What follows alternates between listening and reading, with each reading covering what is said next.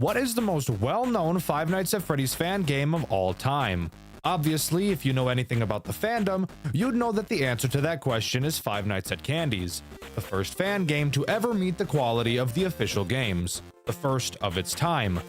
Five Nights at Candies needs no introduction. If you're watching FNAF videos like this, you already know what it is, and you probably remember various YouTubers playing it, and remember how amazing it truly was. But was it really? Today, I'll be taking a deep dive into the world of Five Nights at Candies, Five Nights at Freddy's most mediocre fan game. Five Nights at Candies 1. Where it began, where it started. It would be unfair to talk about the original since a much better remake has been made for it now, Five Nights at Candies Remastered, so I'll be talking about that version when talking about the first game in the series for this video. For the first game in the series, this game actually has a bunch of characters, something that most first FNAF games don't have, starting off with a large 7 different animatronics for you to deal with. But let me tell you, this will not lead to any meaningful challenge throughout the game. Might as well mute the fucking thing and put on a movie while you're playing because this game is piss easy. Easy game doesn't equal bad game, Dxtr, I hear you saying, and I agree. There are plenty of very easy games that are very fun and good. However, the thing about those other easy games is that they're also fun and entertaining. Five Nights at Candies is not fun or entertaining. There are multiple mechanics implemented into this game that are actually useless, and I'll get into those in a bit. But first, we should talk about Night 1.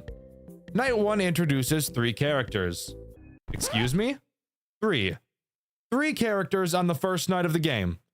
Well, this just sounds like a fucking nightmare, doesn't it? Well, don't fret. You actually have nothing to worry about because, as I said earlier, this game is easier than a pick-me-girl. The animatronics active on this night are Candy, Cindy, and Chester. Let's cover Candy first since he's the main character. Who would have thought? Candy loves to twerk. That's not important. Just thought I'd tell you about my headcanon. Hey, Candy! Boing! Boing! Boing! Okay, sorry. Anyways, Candy can attack either of your 2 doors, which you may think would make him a challenge, having to strategically watch the cameras to see which direction he'll go in. Because something you'll notice about your office is that the doors have no lights. Well, guess what? That doesn't matter because Candy's eyes glow in the doorway when he appears there, so you never have to check your camera. Just watch the door for the 2 white dots to appear and then close it. Well, if it's not hard to track him, does he waste a lot of power to make the night more stressful? No, not at all. He and all the other animatronics actually leave your door incredibly quickly, so you will barely waste any power keeping them out. Speaking of power, how does it work? Well, something interesting about the doors is that instead of draining a constant amount of power like most FNAF games, the doors in this game will exponentially drain power, meaning that the longer they're closed, the faster they drain power. You can tell how fast the doors will drain power by the meter directly next to the button. That sounds fun, right? Having to manage your door power to make sure it doesn't stay high for too long? No. I just told you the animatronics leave super quickly, but on top of that, when you open the door, the meter empties almost immediately, so there is no challenge whatsoever.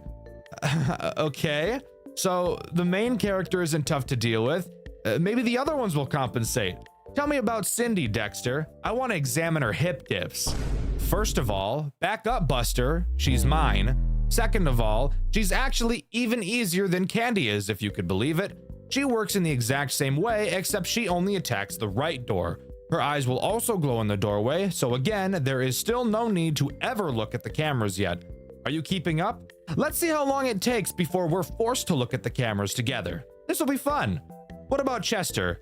He's got an interesting character design. How does he work? Well, you're actually right, I can't lie. Chester starts behind a curtain similar to Foxy, except the difference is that I actually can lie. All he does is go to your right door. Oh, and his eyes glow, so no. Still no reason to ever look at the camera in a million years. Okay, this game sounds really underwhelming, Dxtr, but hey, you said there were 7 characters, right? Who appears in Night 2? Wonderful question. Night 2 introduces the Penguin, but unfortunately that's a really boring and shitty name, so I'll be calling him Petey because fuck you. Petey actually does something different this time, and no, I'm really not lying this time. Petey will enter your office and hide under your desk. He himself doesn't actually kill you, but he will randomly open and close your doors, which can prove to be frustrating if he opens a door at the wrong time and you don't notice. Stop closing my shit, Petey. Stop closing my shit, Petey. Not cool, Petey. Petey, stop it. Oh, Petey, you're such a little dirty slut. He's also just adorable. I mean, look at him. He's precious. Oh, also there's one key detail about him I left out, and that's that when he gets to your door, his eyes glow, so you can easily keep him out of your office. So you know, I still don't ever have a reason to look at the cameras. Dexter, this is draining. When is this game going to get interesting? Well, that's funny you should ask that, because the answer is fucking never. Night 3 introduces Blank, the most interesting character out of the entire game. And let me tell you, he's really not that interesting. Blank acts as this game's Foxy. I know I blue-balled you earlier, making you think that would be Chester's role, but Chester is really just worthless. Blank, on the other hand, is still worthless, just slightly less so. Blank appears on a camera I can't be fucked to double-check the name of. He has multiple phases he moves through before jumping to camera 5. Once in camera 5, if you look at him, you'll see him swing his fist towards the camera, which is actually the glass window directly in front of you. If you don't close the window in time, he'll break the glass and then break your back from behind. Well, hey, look at that. Finally a reason to look at the cameras, right? Took the game long enough. Wrong, fucking idiot. Let me teach you how to properly play this game. Cameras are for bitches. You're not a bitch, are you? No. You watch Dxtr White, and my second channel, Dxtr Black, and my third channel, Dxtr Blue, right? You're subscribed. You better be subscribed, you dirty piece of shit. I know you're not fucking subscribed. You better do it right now before I leak those Discord messages with that girl that said she was 13. Yeah, that's right, you fucking freak. I saw them. I'll let the whole fucking world know unless you subscribe right now. Did you subscribe? Okay, good. Officer, here he is! The sick bastard is right here! Gun his ass down! Taser, taser, taser! Firing squad, now, go! Send in the fucking Moab! Another Moab! Okay, now that we got that sick fuck out of here, no, you still don't have to use the cameras, and it all has to do with your doors. Remember how I explained the exponential power usage? Yeah, we're about to break that mechanic. Here's all you have to do to beat every main night in this game. The night starts, close all 3 doors. Whenever a door reaches stage 3, open it, wait for it to empty, and re-close it. That's it. Repeat this process throughout the whole night, and congrats, the game is over. Wrap it up and go home, bro, you did it. You still might be wondering how that deals with Blank. Well, that's easy. It only takes the door about 1.5 seconds to go back to empty. So while yes, technically speaking, Blank could break through your window in that 1.5-second time frame, but the chances of that actually happening are pretty much slim to none. But let's imagine that this isn't an absolutely game-breaking strategy and move on to night 4, which introduces Old Candy, this game's poor attempt to make the game difficult. Old Candy works the same as every other normal character in this game. He moves to your left door and then attacks if the door isn't closed. But the big difference he has from the other character is that his eyes don't glow in the doorway. Usually, this is where I'd praise the game for finally doing something right. But the door strategy we've established earlier really destroys all hope this game had of redeeming itself. While yes, alone this would usually cause Old Candy to be another reason to check the cameras along with Blank, since you don't have to, it literally doesn't even matter. Night 5. Anything cool? Literally no. It's just a harder version of Night 4. But how about Night 6? Is that any better? Kind of, I guess. Night 6 adds the Rat. Oh shit! A rat! Who does literally the exact same thing that Old Candy does. That being, you're unable to see his eyes in the door. Oh, and he can attack both doors like Candy. Mazel tov. It doesn't matter though. Again, because of the keep the doors closed the whole time strategy, this will make it feel like he never was there to begin with. In fact, would you believe me if I told you, even me, yes, Dxtr, the guy who is so criminally bad at FNAF games he is often incapable of beating the 6th night of fan games, completed 720 mode on his first attempt while Petey was in the office at the same time. Would you believe me? If you said no, even after hearing about the broken strategy I talked about earlier, then I'm incredibly hurt that you would think I'm that fucking bad at video games. But yes, I did in fact beat 720 mode on my first attempt while Petey was in the office for a majority of the run. What are you gonna do about it? Wow, Dexter, this game is actually pretty fucking bad. I have no idea why I've been glazing it for as many years as I have been. Well, relax. You're right. But the remastered version of Five Nights at Candy's does actually add a secret night that I think is pretty cool. And guess what? You actually have to use your camera to beat it. Let's talk about it. If you go to the extras menu and stare at the rat for long enough, a code will appear on screen. If you input that code into the custom night menu, you will unlock a hidden night null, a final boss fight night against Shadow Candy. How does it play? Well, once you understand how he works, it's not a very difficult night, but I still think it's cool.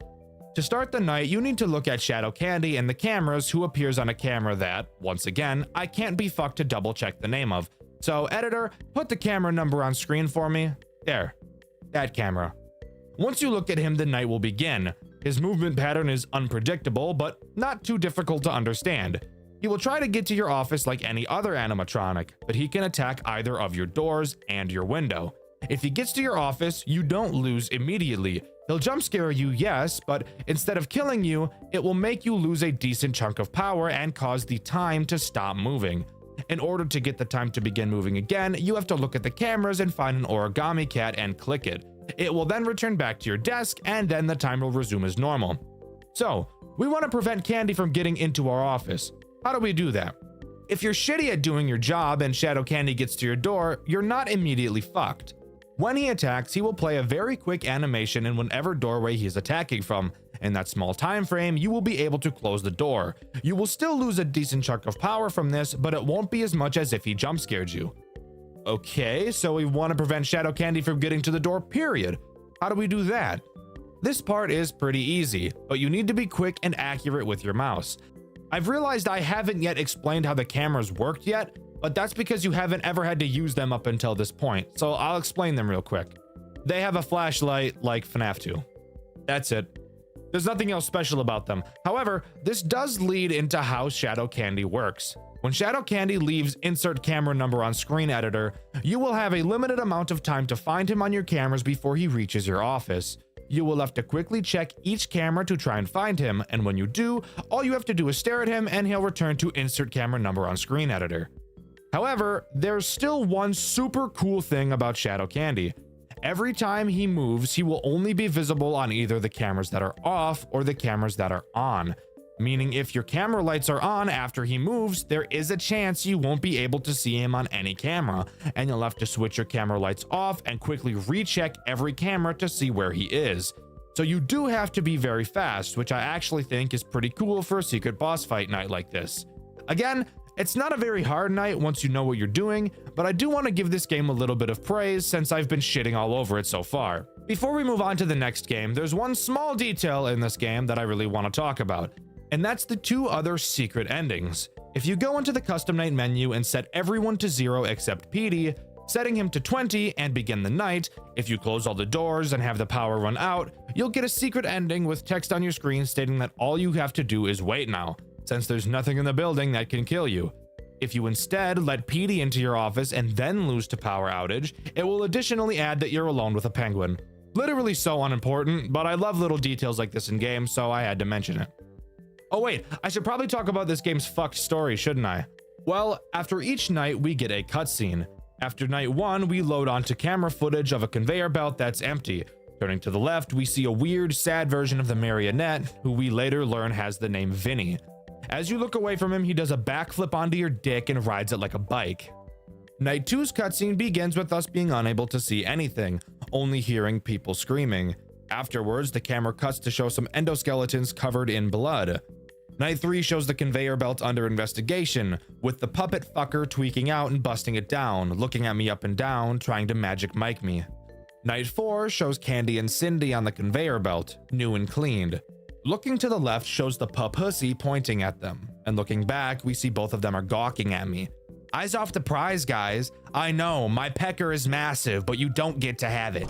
Night 5 shows Blank and Old Candy on the conveyor belt. Marionette comes up behind them, looks at us and tells us it was a mistake and a problem. Ooh, spooky. I almost shit my pants. Night 6 shows what happens right before Night 5, originally also having the rat on the conveyor belt. It gets up and walks away, which would lead me to believe that the rat might be one of the first animatronics capable of moving on its own, Or maybe I'm just bugging and trying to seem interested in a story I'm not at all interested in right now. I promise the third game tells the story way better than this garbage, so stick around. Also subscribe, because you love me, don't you? Please say you do. And finally, Night Null shows a teaser for Five Nights at Candy's 4, which by the way, I believe is never coming out. Now, it hasn't been confirmed that it's canceled by the way, but we haven't heard anything about it from the creator for over 2 years, so I think it's pretty safe to say that it's dead, but who knows. And that's all Five Nights at Candy's Remastered has to offer. Overall, a very mediocre game, but I bet you'd be able to guess that's how I felt about it by the title of the video. Now, time to move on to Five Nights at Candy's 2, right? Thankfully, no. That is by far the weakest and worst game in the series, even having the creator Emil Mako agree that it's not good at all. The reason I'm not covering it here, in the video all about the Five Nights at Candy series, is because I dedicated an entire video on this channel to shitting all over that game. I recommend if you haven't seen it to go watch it now and then come back to hear me talk about the third game, which is what we will be doing next. Alright, Five Nights at Candy's 3 time! Hooray! Hooray! Undoubtedly the best game in the main series. Let's figure out why. It opens to a cutscene of Vinny facing away from the camera, talking about how he knows we remember something, and that whatever it is was all our fault. We will soon learn it was in fact not our fault, but before we can dive into that, we should talk about the gameplay. Yay! My favorite part about writing these videos, and for once that isn't ironic. Starting the game, before night 1 begins, we get another cutscene. Presumably, our character is talking to a counselor or a psychologist, or something of the nature of that profession. In this game, we play as a child, and the office is replaced with a bedroom reminiscent of Five Nights at Freddy's 4. This game takes a pretty similar approach to Five Nights at Freddy's 4 as well in terms of what is actually happening. It seems that what we experience is a dream, or I guess a nightmare would make more sense, which is very commonly believed to be what is happening in Five Nights at Freddy's 4 as well. We see that we drew a picture of our nightmares, that being the rat and the cat. We're then thrown into night 1 and I can do a gameplay breakdown. What can I say? This is my favorite part.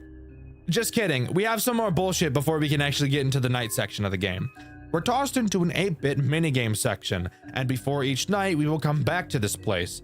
In it, we'll be able to explore the dreamscape, find secrets about the lore, and talk to the origami cat that we saw in Night Null from the remastered first game. As the night progresses, more things will be added to the dreamscape, but I'll explain that as we go. On the first night, all that's in our bedroom area of the dreamscape is the origami cat and our bed. The cat explains an important night mechanic, our tape player. I'll explain what that does when we actually get into the night. I mentioned that we can explore here, so what can we find, and what significance does it have? Well, let's explain how the dreamscape actually works first. You'll be able to see a clear path laid out, with nothing but darkness surrounding it. This darkness is not walls, as you can walk here, but if you walk too far from the path, you'll get jumped and butt-banged by the rat. So just stay on the path unless you know what you're doing. On night 1, following the path, we find a toy car that we can talk to. He really says nothing of significance. We also find newspaper clippings talking about the new animatronics that Candies has designed. Wow, I'm so excited. I hate talking about lore. If you're new to the channel, I don't like talking about lore because I'm really bad at it, but I try my best. We find a rock with engravings on it that says we shouldn't be scared of stepping off the path a little bit. Checking the back of the rock, it tells us to go south. Doing so leads us to another newspaper clipping, reading about a place called Rat and Cat's Theater, which will become very important to the story later. The puppet animatronic supposedly started moving on its own and attacked a child.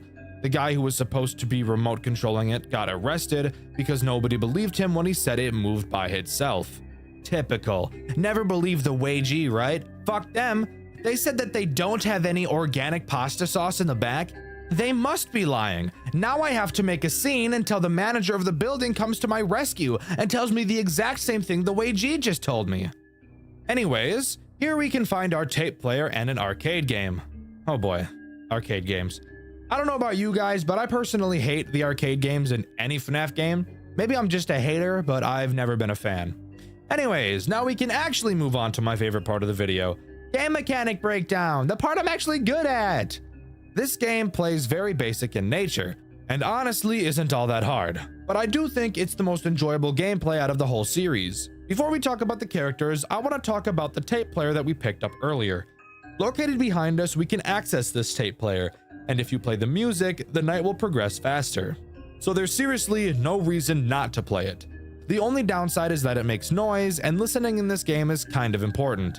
After a bit of time, the tape player will stop, and you'll have to rewind it in order to play it again. Now, to talk about the only threat active on night 1, the rat. Just like Candies 1, there are 3 entry points the animatronics can attack from, 2 doors and a closet.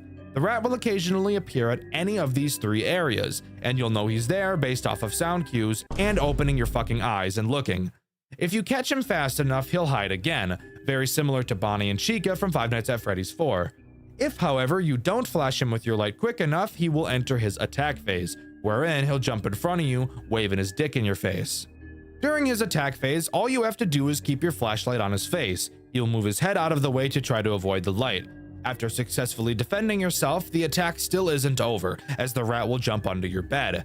At this time, you must check under your bed to see which side he's on. Once you figure it out, you must come back up and look in the opposite direction of where he was to lure him out from under the bed.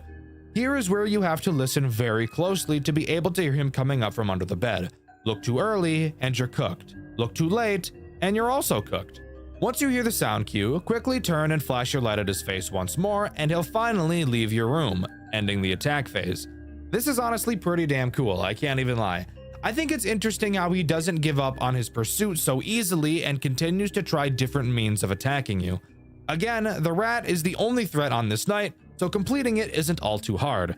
After completing the night, we get a post-night minigame. Yay, more lore. I'm so excited. Each of these minigames plays the same on each night, with small differences here and there. In these games, we play as our character inside of the rat and cat theater.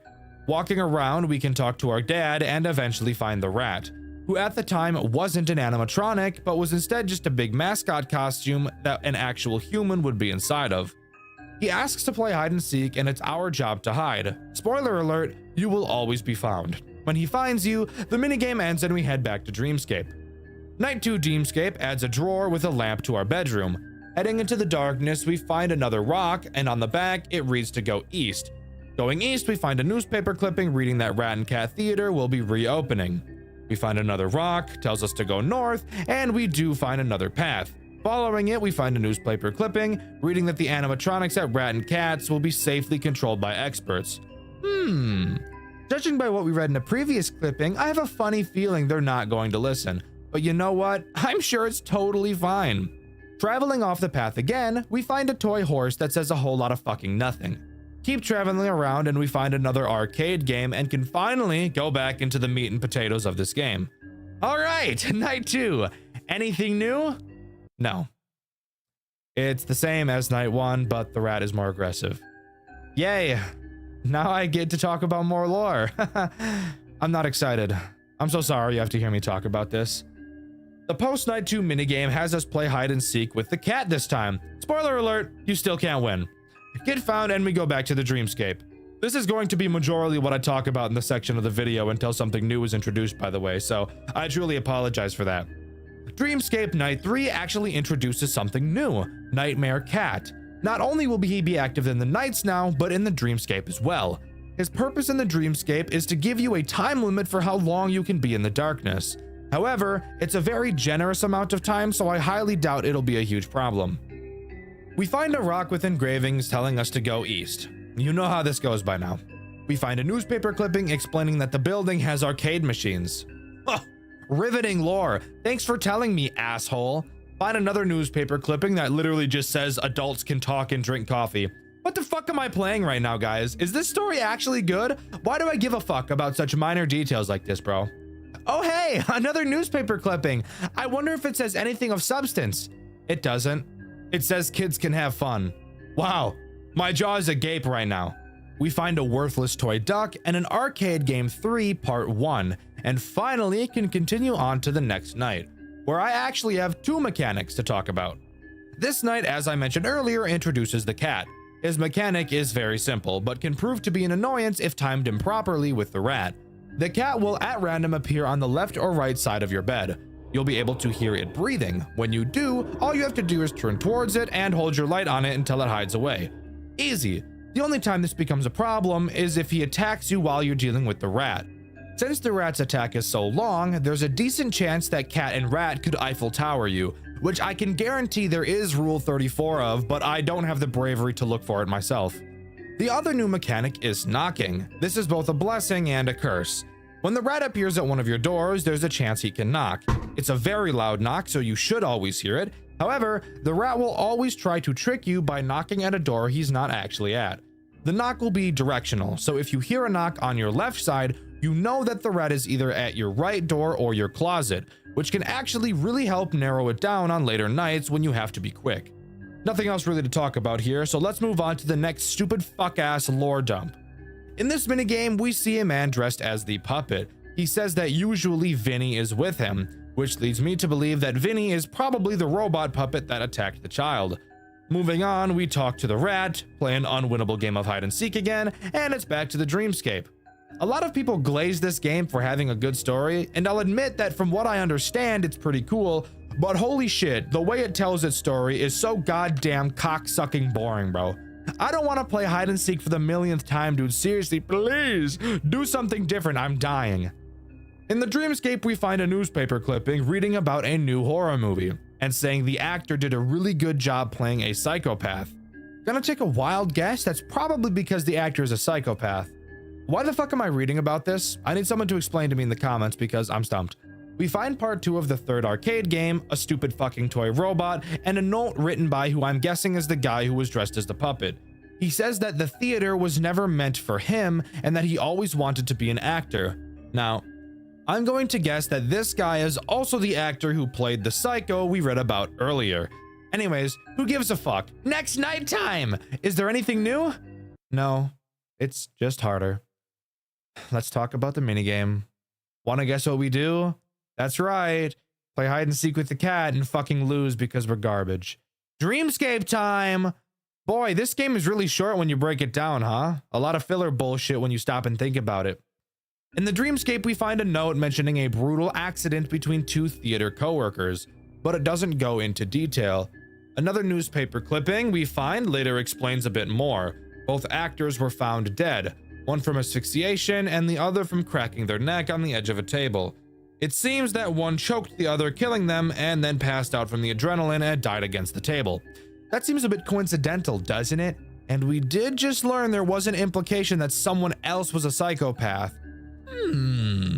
Something fishy is going on here. Finally, we find a toy teapot and part 3 of the third arcade game and can go to my favorite part. Just kidding, nothing new is added. It's just harder again, so I have nothing fun to talk about. Minigame time! I'm losing my fucking mind! Finally, in this minigame, something different happens. This time, we played hide and seek with the cat, except the cat is going to try to find a fuck ton of kids like Jared Fogle. This time, however, we go to hide in a different spot than previously, inside of one of the employee-only rooms. Inside, we find Vinny, the controllable puppet, and we hide inside a locker. The rat quickly follows behind us, and human Vinny comes in to scold the rat's actor for being drunk around the kids. Rather than just explain this to you, I'd rather just show you what happens. Do you have any idea what would happen if any of the parents found out that one of our actors is drunk? Think of our careers. Think of the children. What about the children? They love me. I'm the most popular character in this freaking show. Don't be jealous that I've got talent and you don't. You have no idea what you're talking about. Take off that costume. You're going home. No, I'm gonna go back out there and keep this damn show alive. No, you're not. Take it off now. Oh shit. Cut it out. Oh, dick. Toy Chica, do that to me for real, please. My Toy Chica. You know what I mean. Let me go, bitch. Damn, please. Please.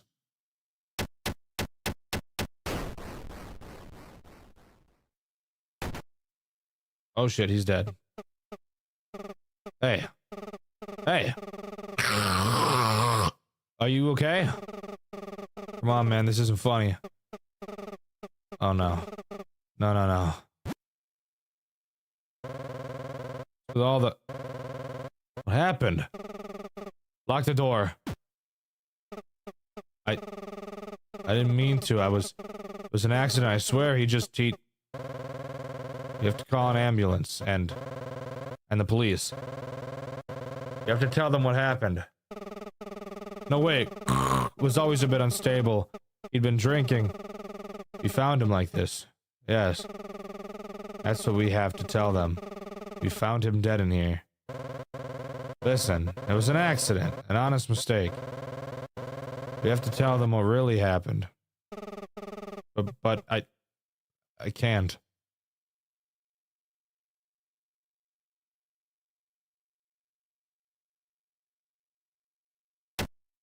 Oh shit! What are you doing? I can't.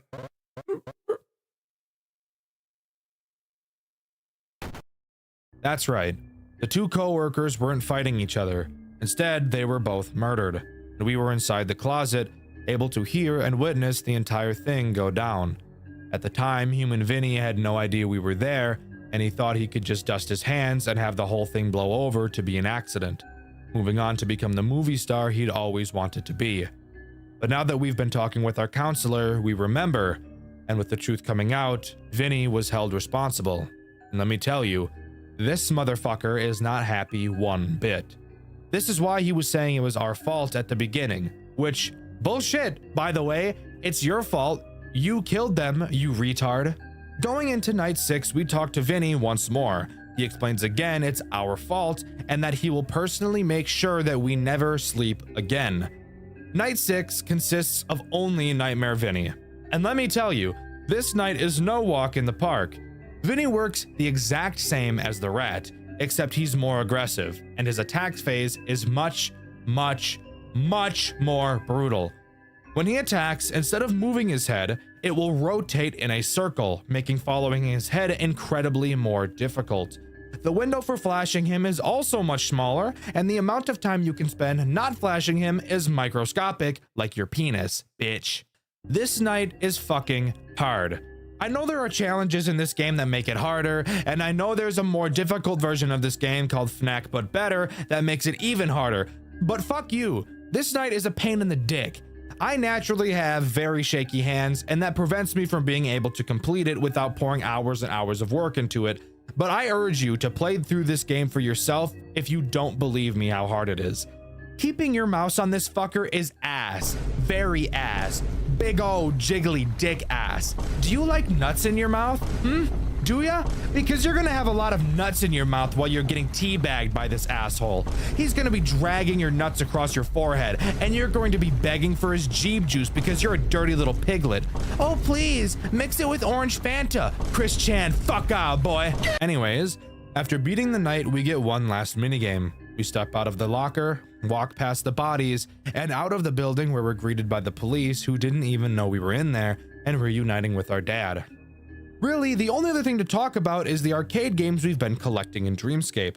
Fishing with Candy, Cindy's Garden, and Candy's Adventure.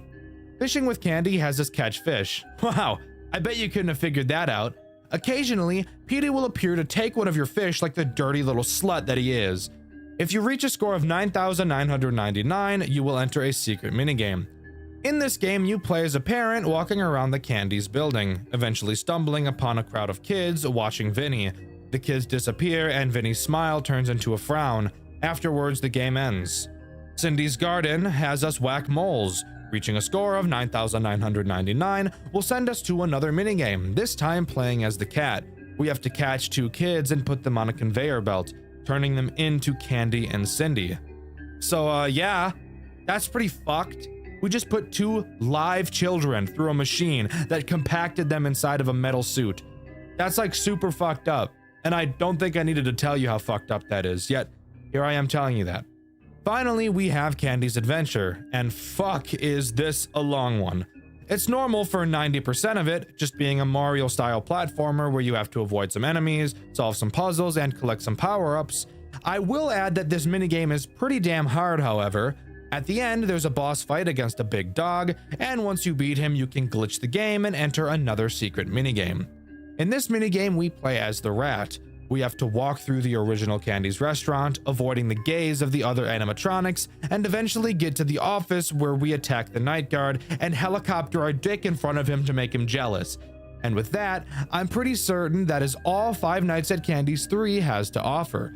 Please let me know if I missed anything in the comments. That's also where this video wraps up. Overall, I do think the entire Candy's experience is fairly enjoyable as long as you don't count the second game, because that game is actually the most boring shit of all time. Like, holy shit, I hate it so much. I do think the hype around the lore is deserved, since it actually tells a very disturbing and interesting story. However, I do not think that the gameplay matches the lore enough for me to say this game is anything better than mediocre. With the first two games being way too easy, and the third game barely having anything to it in the night sections, and having the lore be told through a very boring and repetitive cutscene, I can't say this series is anything incredible. Yes, it is one of the first FNAF fan games ever made, and that has to go into consideration, but I'm not going to review a game differently based on the time it was released. This game could have been much better if the gameplay and story were just balanced better, and I don't feel like they are. I want you to think about the last time you've played a FNAF fan game that has introduced a mechanic you've never seen before. Maybe you think of Junior's deduction game mechanic. Maybe you think of Teelerland's upgrade system. Or maybe you dig really deep and think of One Night at Flumpty's 3 moving camera buttons. Whatever it may be, I'm sure you can agree that seeing a new mechanic is always interesting, and in my opinion is the most enjoyable part of playing FNAF games. I love exploring what people can come up with. Even if the new mechanics are frustrating, I still love them. The game we'll be covering today introduces a mechanic like nothing I've ever seen before. A game so obscure I'd never heard of it, and I'm willing to bet you've never heard of it either. The game we'll be covering today is After Hours at Cody's, a so far one-off FNAF fan game that introduces one of the most interesting game mechanics I've ever seen, while also telling one of the most gruesome and depraved stories I've ever witnessed. You're not going to want to miss what we have in store today, so let's dive into the world of After Hours at Cody's. Before each night, we get a small cutscene to show us a little bit of what we're getting into. In the Night 1 cutscene, we see a mysterious black figure cause one of the animatronics to awaken. And I'm not gonna lie, the animatronic that wakes up is a bit of a bad bitch, I'm not gonna lie to you. But with that, we do start Night 1. Night 1 obviously introduces one threat. But before we can start talking about that threat, we need to talk about the mechanic in this game that makes it so unique: the cameras. Taking a look at them, you'll notice that there's a long bar in the center of the map with one small section of it being red and a small rectangle quickly moving back and forth across it. If you haven't figured out what these cameras are about to do yet, then let me tell you. When you switch cameras, you will need to time the camera switch up with when the small moving rectangle is inside of the red bar. If you mistime it, then the camera you clicked on will load very slowly. And this is a very fast-paced game. If you time it properly, the camera will load almost instantly. This is such an interesting mechanic that I originally thought I was going to hate, but it's because of this mechanic that I've actually put After Hours at Cody's in my top 5 favorite FNAF fan games of all time. But the timing doesn't only relate to how fast your cameras load. If that was all it did, then this mechanic would be pretty lackluster overall. It also plays a much more integral role with a core mechanic of the game: the power. Your power drains pretty quickly in this game. However, there is a way to recharge it, and unlike in most FNAF games where you can recharge power, it's surprisingly not done by holding down a fucking button like a music box. Thank dick. This time around, it's also tied to the timing mechanic in the cameras. Every time you properly time a camera switch, a small battery multiplier will increase by 1 at the bottom of the camera. The higher that multiplier is, the more power will increase, with a maximum multiplier of 30. However, if you don't properly time a switch fast enough, then the multiplier will start to quickly decrease. So constantly switching cameras is a must. I think this is easily one of the most unique mechanics I've ever seen. It adds a level of skill that most other FNAF games just don't have. Most FNAF games' skill ceilings are marked by your reflexes. This one is marked by your rhythm, and I think that's awesome. But anyways, onto the threat this night introduces: Bad Bitch Bella. or as this game calls her, Bella the Beaver. I think my name is a little bit better though, personally. Bad bitch Bella has a very simple motive.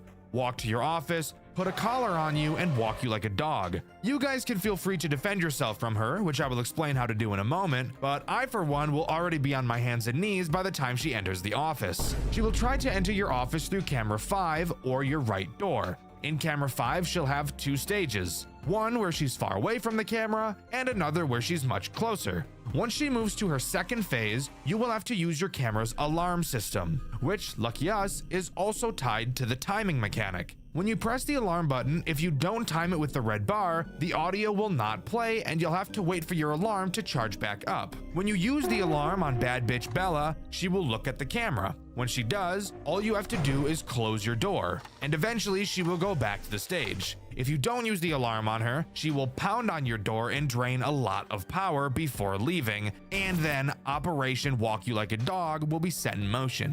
Very easy character to explain 2 very important mechanics in this game. I think After Hours at Cody's Night 1 is a great example of properly introducing your game's core mechanics in a way that isn't confusing or overwhelming. Plus, you made the character really hot for no reason at all. This is a children's establishment. Why are the characters hot? That's something I'll never be able to wrap my head around. Now, how do we actually complete the night? Surviving until 6 a.m., Dxtr? You fucking retard? Whoa. Hey now. The people in my comments don't like it when you say that word. Do better, retard. Anyways, no. Surviving until 6 a.m. is not how you complete a night in this game. After Hours at Cody's opts to use a task-based completion system. Now everyone hold your breath, because this could either make or break this game depending on how shitty the tasks are. You can exhale. It's okay. The task is mundane. However, it plays into the game's core mechanic, so it actually makes for a very satisfying gameplay loop. Remember that black figure that brought the bad bitch back to life? Well, that character is known in this game as the Anomaly. And judging by that name alone, I'm willing to bet you can guess what this guy is going to do and what the task system in this game is. The Anomaly has a random chance to appear on any of the cameras in your game at any time. If at any point you find him, you will have to use your alarm on the camera that he's on. When you do, your Anomaly counter will go up. After you find him 10 times, the night will be over. You do have to note that he will not always be on a camera, and if you don't find him fast enough when he appears, he will not stay on a camera forever and will eventually leave. Again, overall this mechanic is pretty boring, but because of how well it ties into the timing mechanic, it serves as one of the most enjoyable FNAF experiences I've ever had. But now on to night 2, except I lied because we actually have a cutscene to talk about first. My dear friends, the worst has come to pass. As many of you may already know, my brother, Darren, has not been found since his disappearance earlier this year. He meant the world to me, as I'm sure he did to plenty of you too. His astounding creativity and infallible craftsmanship became the source of so many wonderful memories for children all across the country. These moments we shared will remain evergreen to me for as long as I live. Before I continue though, I'd like to show you this. A child at Cody's gave this to me once when I was visiting the restaurant. Wonderful, isn't it? This creativity we inspire. As it pains me to say, I do understand the suspicion people may have had toward me in the months following my brother's disappearance. But please, I urge you all to understand how these events have weighed heavy on me. He was my family too. The threats I've received since then caused me to think about my place in all this. I know I may not have been the most communicative or involved between the two of us, but I still did hold so much love for the work we did together. All this is to say that I will be stepping down as proprietor of Cody & Co.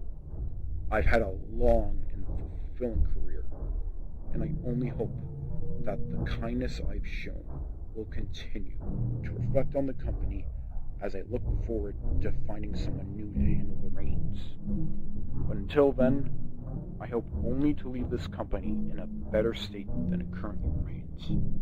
If my being a part of this only serves to obstruct the joy and wonder that my brother and I wish to impart, then perhaps it is best if I step down and let the magic live on without me.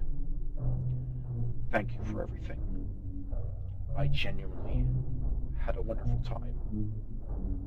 So, we have two brothers that started this company together, and one of them tragically died. Now, I'm no FNAF expert.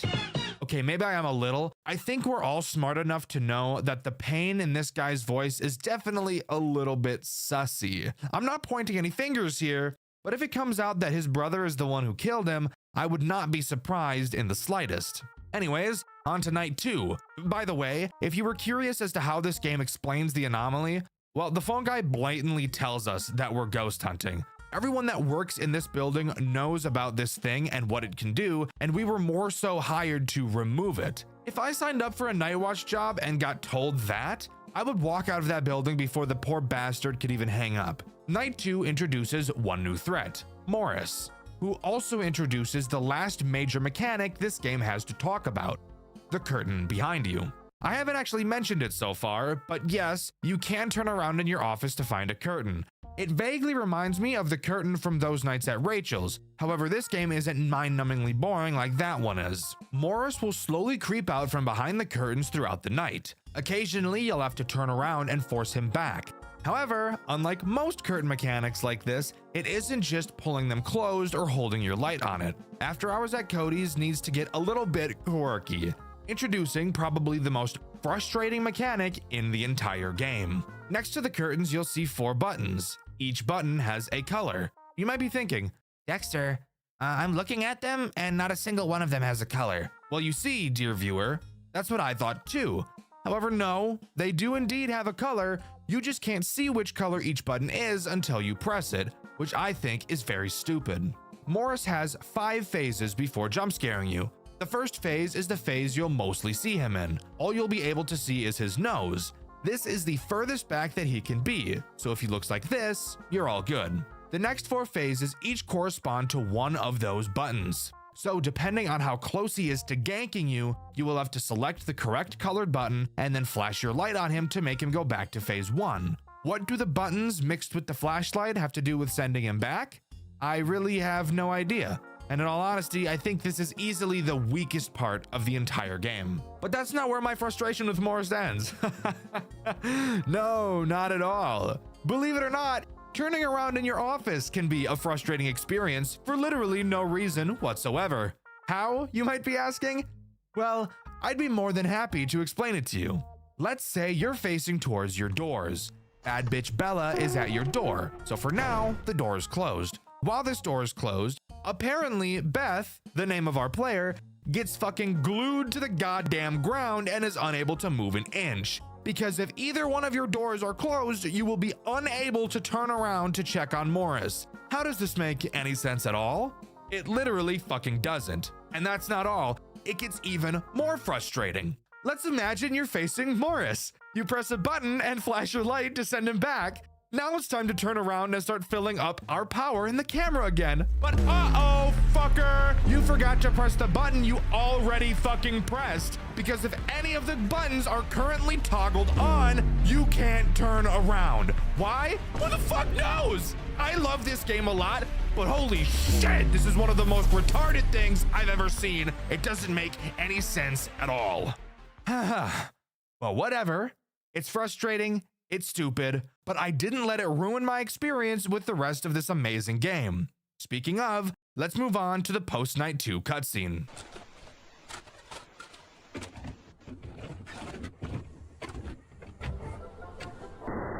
Greetings, employee, and welcome to part 3 of the Warren Tech Mascot Training Module.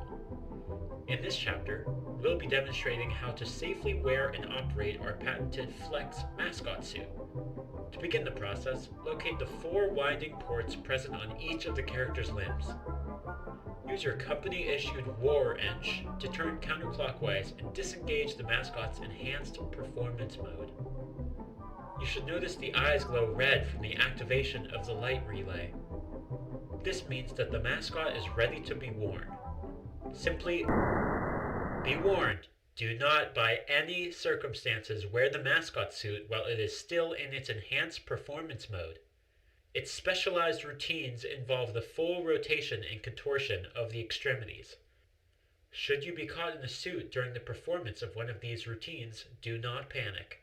If you can, tuck your legs and arms into the main torso and lower your head as far as possible. Repeat the phrase. Abort Showtime routine. Jonah protocol in effect.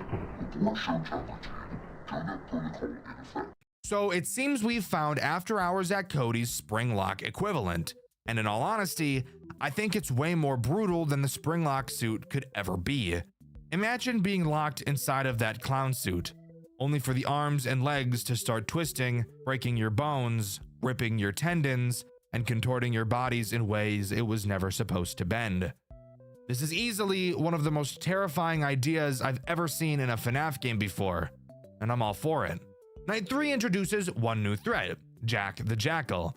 He acts as this game's Chica, being a borderline exact copy of Bad Bitch Bella, except she's a 10 and he's like a 4 at best on a good day. As I'm sure you could have expected, Jack does the exact same thing as Bella, except he attacks camera 6 and your left door instead of your right. The same system and rules apply to him. He has 2 phases on camera 6. Once he's in his second phase, use the alarm on him and close the door until he leaves. Simple sugar. We've dealt with this before, however, it does add a decent deal of pressure in combination with what we already have. The cooldown for the alarm is relatively slow, and now having 3 consistent problems we need to use it on, it could easily start to get out of hand fast. Not to mention having another door character which could prevent us from turning around to check on Morris. This game can get stressful, but I honestly think that's one of the most enjoyable parts about it. Clocking out? Okay. Have a good night then.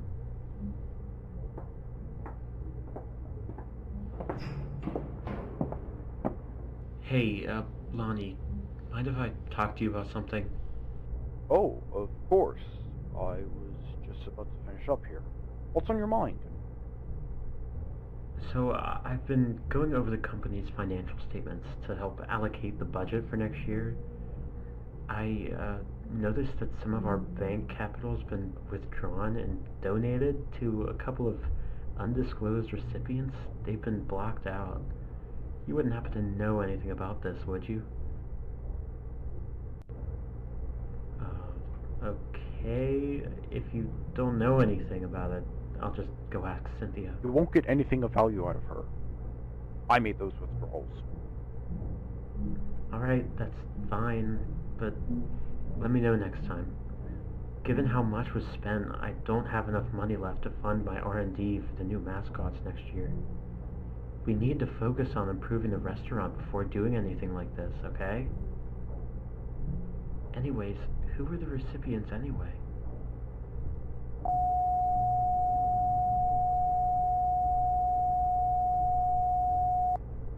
You're joking, Lonnie. Tell me you're joking. Quite the opposite, I'm afraid.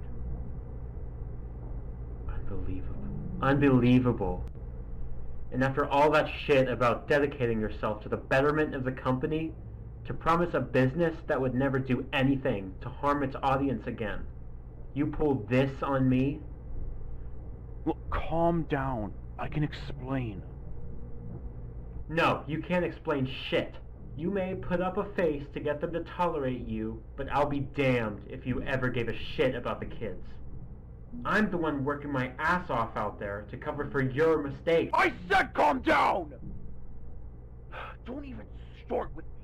Your pitiful self-righteousness is pathetic. Do you not remember the hole I dug you out of? You owe every part of the success to me. I made this company, and I made you. Don't try to push superiority onto me when you're the one who crawled to me, begging for my help all those years ago. What I do with my company's funds is none of your business. Do what is asked of you before I decide you're no longer needed. Fine. You made your point. Glad we came to an agreement. Be seeing you. Whatever. So, the brother Lonnie, who we heard in the Night 1 cutscene, has been spending company money on something shady. The exact contents have been redacted, but judging from Daryl's reaction, it's not good news. We also have a pretty big argument about money here. And if we're still rolling with my theory that Lonnie had something to do with Daryl's death, money is one of the most common reasons for murder. Again, not necessarily pointing any fingers. Okay, that's a lie. Yes, I am. There's no way in fuck Lonnie isn't the reason Daryl died, but I guess only time will tell. Night 4 introduces the main attraction himself, Cody.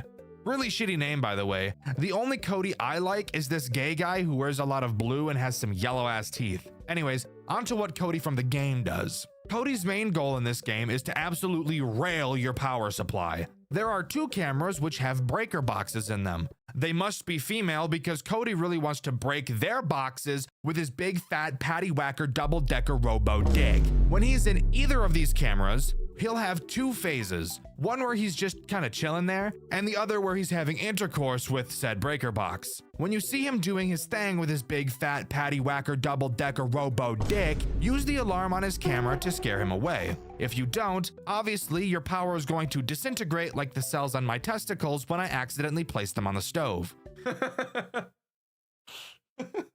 So, here we have yet another character that requires us to use the alarm system. Can you start to see how this game could become stressful? Especially considering that our alarm has a pretty long cooldown time in reference to the amount of characters that require its use. Yeah, it can become a bit much at times, but in all honesty, I never felt like this game was unfair. I never felt like there was even an inkling of RNG. This game is so fun. You guys really need to check it out, or check out my full playthrough over on my second channel, Dxtr Black.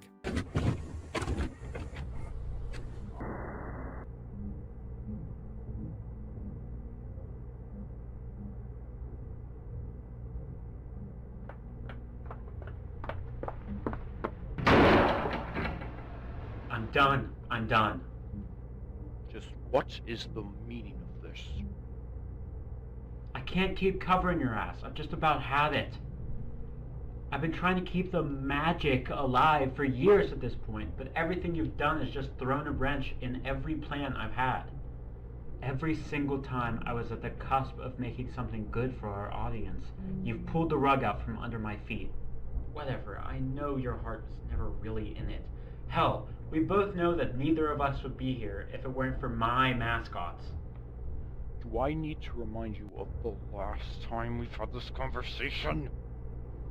No, because I've been thinking about what you said. Sure, you helped me out of a dark place, but I'm sure as goddamn hell you only ever did it to leech off my talent, knowing full well you couldn't produce a fraction of what we've accomplished here on your own. Just get to the point. You're wasting my time.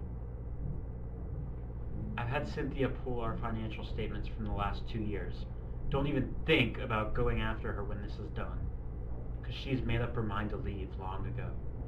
I have the contacts of every news outlet in the state, ready to publish the uncensored documents at a moment's notice. What? Are you dense? Don't you realize that this is gonna spell the end of you too? I do. Besides, however this turns out sure as hell beats trying to steer a ship that's been sinking for years now. So I'm gonna give you 2 options. Walk away now and forsake your every stake in this company, or take the fall with me and lose everything anyway. You belligerent, unthinking fool! You really haven't changed at all, have you? Still the over-emotional disaster of a child you've been since we were kids. God, it's no wonder Mom and Dad gave up on you so damn easily. You know what? Do your worst. You won't get anything out of me. Then I guess you made your choice. God damn it, Doria, get back here! This isn't something you just decide! I've told you, my name is Daryl. Goodbye, Vonnie. No. No, this can't be happening. Why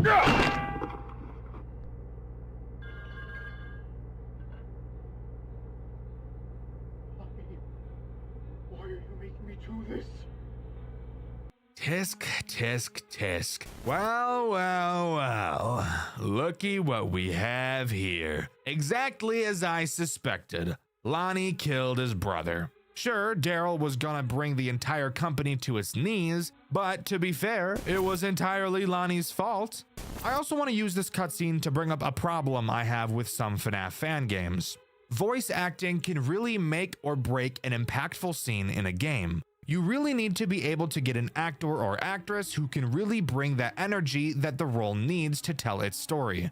Lonnie's voice acting is bad, and it really shows in this Night 4 cutscene. From the mumbling, making it hard to understand what he's saying if it wasn't for the subtitles, to the actor not really yelling during a scene where he needs to be yelling, it makes this scene, which is supposed to be impactful and shocking, just feel very awkward and uncomfortable. Not every game needs voice acting either. If you're a dev working on a FNAF game, or any game for that matter, and you just can't quite find an actor or actress that can fit your role with the vision you had in your head, I honestly think it's much better to just leave the voicing up to the player, rather than using an actor or actress that is going to make your scenes feel like they came out of Garden of Banban, a game series with notoriously horrendous voice acting. Anyways, moving on to Night 5. It introduces nothing new and just serves as a more difficult version of Night 4, so there's obviously not a whole lot to talk about here. However, what we can talk about is the post-Night 5 cutscene.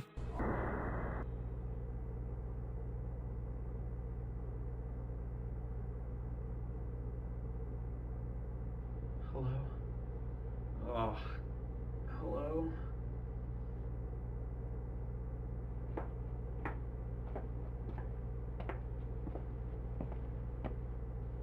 Lonnie, what is this? Get me the hell out of here. No. They can't know. God. Why are you making me do this? Wait, what? Lonnie, what the hell are you thinking of doing? Please, don't make this harder than it has to be. Lonnie, please, no. Listen, don't do this. I'm your brother! You made me do this! They can't know. No one can know. Please, Lonnie! I don't want to die! I don't want to die! I don't want to die!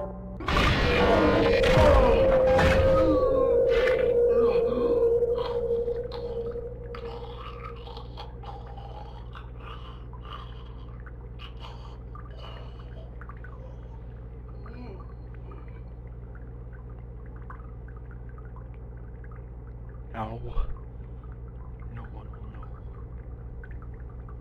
I'm sorry, Daryl. So, Daryl was killed via the Flex clown suit, this game's Springlocks. It's not often you see someone other than the villain in a FNAF game fall to one of these traps. I was definitely shocked when I first saw this, and you can see my reaction to it over on my second channel, Dxtr Black. Truly one of the most brutal death scenes I've ever seen come out of a FNAF game, except this time around, it didn't happen to someone we wanted it to happen to.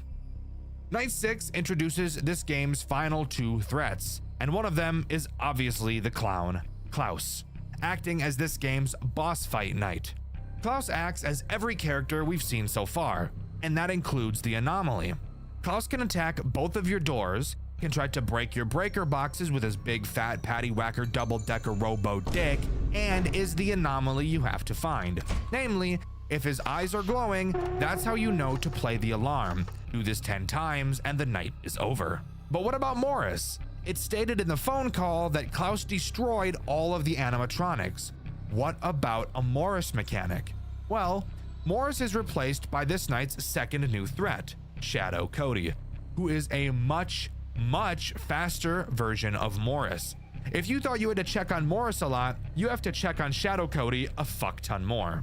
This night is intense. Klaus is fast. He will be moving around your cameras, attacking you very quickly. And in addition to the incredibly aggressive Shadow Cody, it really serves to test the limits of your skills and your timings, easily being one of my favorite nights in this entire game, and being one of, if not my favorite boss fight night in any FNAF game I've ever played.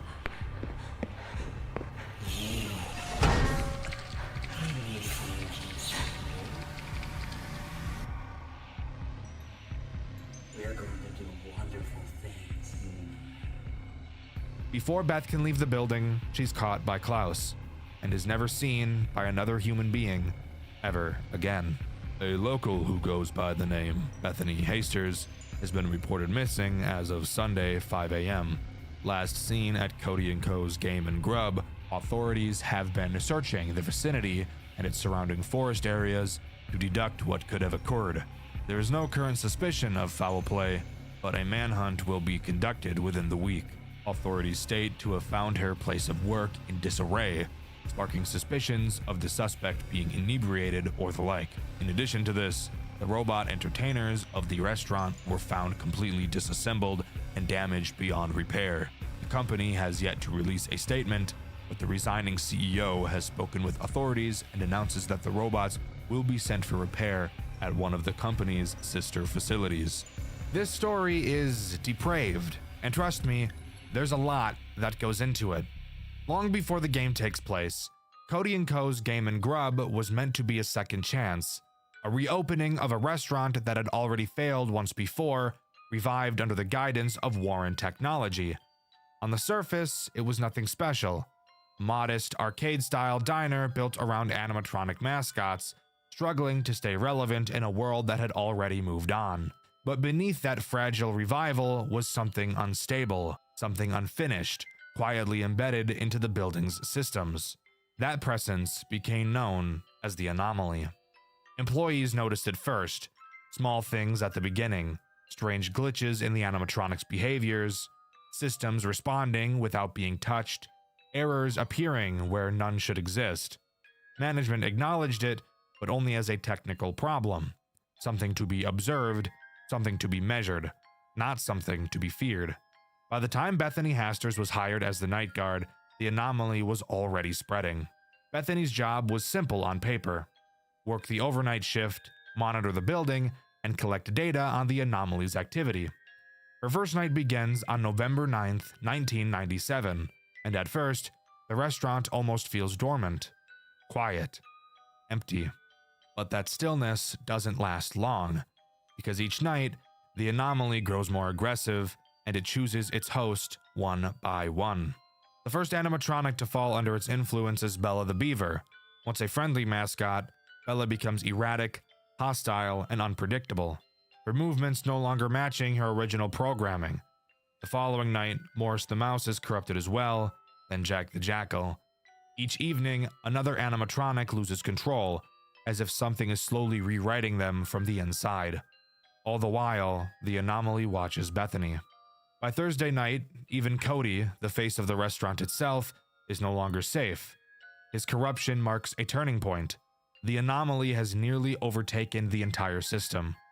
Whatever restraint once existed is gone, and by Friday, the restaurant's original code is on the brink of a total collapse. Behind all of this is Warren Technology, and more specifically, the company's founders, Daryl and Lonnie Warren. Years earlier, Daryl had been responsible for developing advanced animatronic technology, including a dangerous experimental suit known as the Flex suit. At some point, Daryl was betrayed and trapped inside that suit. Whether intentional or negligent, the result was the same. Daryl never escaped, and what remained of him became something else entirely. The anomaly. On Friday night, Lonnie Warren lies about a meeting, betrays another employee, and secretly releases what remains of Daryl from backstage confinement. By Saturday, the animatronics have been dismantled, but the threat hasn't ended. The anomaly has a body now, a form known as Klaus, and it is no longer bound to systems or code. It hunts Bethany directly. Saturday night becomes less about surviving malfunctioning machines and more about avoiding a conscious entity moving freely through the building.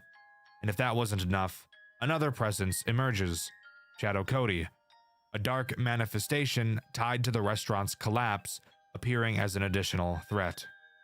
In the end, Bethany doesn't escape. she's caught by Klaus and taken away. Her fate left deliberately unclear. In the final cutscene, Daryl, still trapped within Klaus, offers her a gift, hinting that her story isn't over and that whatever comes next will involve choice, consequence, and continuation. And that's where After Hours at Cody's leaves us. A restaurant reopened too late, a company that tried to bury its mistakes, and a presence that was never just a glitch, but the remains of someone who was never allowed to leave. But that's not where After Hours at Cody's comes to a close. Not quite yet. We still have something very interesting to talk about. If you go to the custom night menu after completing the final night, you will see a small chest icon in the bottom corner.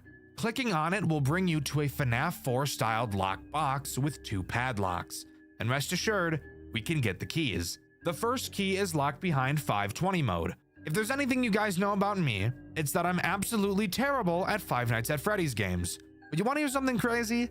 I was actually able to beat this max mode, and I even did it on my first try. I would usually never even give a max mode a try, and at the time of playing it, I didn't know that beating it would give me a key. Does that let me unlock one of the boxes? Oh my god, it did! So the fact that I played it and beat it goes to show just how much I enjoyed this game, and I really think you guys will too. But what about the second key? Well, you get it by completing this game's second max mode, 220 mode with Klaus and Shadow Cody, which yes, I also beat, and yes, I also beat on my first try. I don't think this game is necessarily very difficult by any means, but I am still very proud of myself for actually doing it. And watching me play it over on my second channel, Dxtr Black, makes me look like I'm a lot better at these types of games than I really am. After completing both max modes, we can take the keys and unlock the box to find a very menacing looking character whose eyes turn on, a teaser for what will undoubtedly be a second game, and I believe that this character we see here is Bethany. But only time will tell. One last thing I want to talk about is something you can find in the extras menu. If you scroll through the characters until you find Klaus and hover over his face, you will see what I believe to be the rotting, decompiling corpse of Daryl. Truly one of the most disturbing images I've ever seen in a FNAF game. And with that, that's all After Hours at Cody's has to offer. Overall, I think this game is easily one of the most unique, interesting, and fun FNAF games I've ever played. Right up there with how much fun I had playing Juniors. After Hours at Cody's really is a super fun experience with a gruesome, easy to follow story, and I highly recommend you give it a try. 2025 has been a crazy year for Five Nights at Freddy's fan games so far. We've had incredible titles such as Banshee, Five Nights at Frederick's, and Freddy's Reanimated. It's honestly incredible to see how much this community is thriving after 11 years of the original game's release. Somehow, people are still able to take the original concept and add new and unique experiences to it, and are somehow able to retell the same story in a way that's interesting every single time. It really goes to show just how much love this community has for the original source material. Today, we're going to be looking at one of the newest FNAF fan games to release, one that has built up a lot of hype and certainly lived up to it, with mechanics so unique that I've never seen before. So join me today as we dive into the twisted world of Locked at Freddy's. Locked at Freddy's begins with an opening cutscene. We introduce ourselves as Elliot Woods, and we begin to tell the story of the most terrorizing night of our entire lives, starting with us taking a job offer at Freddy Fazbear's as a security job. When we pull up to the building, we notice a purple car parked outside. Thinking nothing of it, we walk inside the building and get knocked out by a man in a bunny suit. Wake up. Oh shit! So this is about to be cool. Oh, what the fuck? What the fuck? We wake up inside of a Springlock suit. By completing a quick time-based minigame, we escape certain death, only to realize the real amount of trouble we're actually in. The man who attacked us, presumably William Afton, begins talking to us through the intercom system. He tells us what we're in, and that if we can survive until 6 a.m., we might get, quote, something special. I'm hoping it's that rabbit deer. Oh, Jesus Christ. And with that, the night begins. Something we need to immediately get out of the way is that this game, technically speaking, only has one night. However, The way a normal FNAF game would call a night, Locked at Freddy's calls an hour. So each hour of the night basically acts as its own night. I made that sound way more complicated than it actually is, but who cares? Let's start by talking about the main mechanic that you're going to be aware of, that being the spring lock suit attached to your bones. Whenever you move in this game, that meaning looking from side to side, a small indicator bar in the bottom left corner will detect your movement. If it fills up all the way to the top, you will die. At first, I thought this was going to be the most devastating mechanic ever introduced into any FNAF game ever. However, during my playthrough, I figured out how it actually works. This bar increases based on how much X-axis movement your mouse has. So if you slowly turn from one side of the office to another, it will increase very quickly. However, if you were to say, whip your mouse to one side of the screen really fast so that the screen has to catch up to your mouse's position, since you didn't move your mouse for very long, the bar will not increase very much at all. So this is definitely the route to go. Two more interesting mechanics that go along with the spring lock suit. First, when you open the camera, the bar will pause wherever it's at. This means if your bar is halfway increased and you open the camera, even though your player isn't moving, the bar will not decrease like it usually does when you're not moving. And only once you pull the camera down will it begin to decrease. The final pretty poopy mechanic this spring lock suit brings takes place when you interact with the doors. The doors in this game work the same as the doors in FNAF 4. That being, you have to manually hold them closed. There is also a big lever next to the door you can pull to shine a light in the hall. Now, this final amazing and not ass-clenching mechanic has everything to do with interacting with these two very important pieces of the game. If you interact with either the light lever or the door itself whilst your movement bar is yellow, you will be entered into the spring lock minigame from the beginning of the game, and if you fail it, you lose. Now, completing this minigame isn't difficult. What's so annoying about having to do it is knowing that if you're needing to close the door, you probably don't have time to sit and do a minigame. Is this mechanic cool? Yes, I think it is, but that doesn't stop it from making me want to ride a bike with no seat.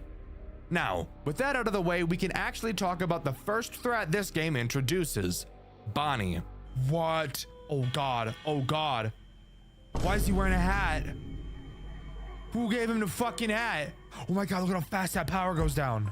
Of course, he's probably the most basic character of the roster, but that's typically how he is, and that's just how we like him. I'm kinda breathable a little bit. Oh my god, dude, what's wrong with me? Bonnie will quietly make his way to your left door, and let me be clear, him not making noise is a big deal, as sound cues are going to be very important throughout this game. Once Bonnie reaches your door, all you have to do is hold it closed. You will hear him bang on the door and then start breathing really hard like your mom does when she walks up a flight of stairs at a below reasonable pace. Once he starts breathing, you're free to let go of the door. However, if you ever turn the light on while he's at the door breathing, you will get eviscerated. After completing 12 a.m., 1 a.m. will begin, because that's how time works. Insane that I have to explain this to you. During the chat with William, he explains how we're the second person to be in this game. When asked who the first is, William responds that his name was Michael, and that he's currently in the back room stuffed inside of a suit. Some of the most brutal stuff, let me tell you. But before we can ask any more questions, he tells us that someone new is activating and the hour really begins. This hour introduces Chica, who does not act the same as Bonnie in the slightest, which is honestly really nice to see. Chica, of course, attacks your right door, except she actually is much more aggressive. Much more of a dom, which I would usually be chill with, except unfortunately for me, this is the ugly Chica, not bad bitch toy Chica. Once Chica gets to your door, unlike Bonnie, she is actually kind enough to leave us a sound cue. When you hear it, you will need to hold the door closed. She will then start pounding on it like your mom pounds down Twinkies. Whenever you hear the pounding stop, you must quickly open the cameras and use the alarm button I haven't mentioned so far. When you use the alarm button, an alarm will play. Who would have thought? And it will go off for 10 seconds. Use this once Chica stops banging to scare her away from your office. It doesn't matter which camera you use it on either, so that's really fortunate for us, the player. This game will eventually become pretty intense, and that will become more apparent once you notice how different each character really is. During the next phone call, William tells us the story of the children, how he murdered all 5 of them and placed their bodies into the suits so that the police wouldn't find them, explaining that the company shut down because of this and that he got away with it. He mentioned that there was still one single thing that could put a wrench in his plans, but he says he locked her in a box. I want you to keep this line in mind, as it will become very important later. For now, we have to talk about a new threat. This new threat is Foxy, a character I honestly thought was going to be a whole lot worse than he actually was.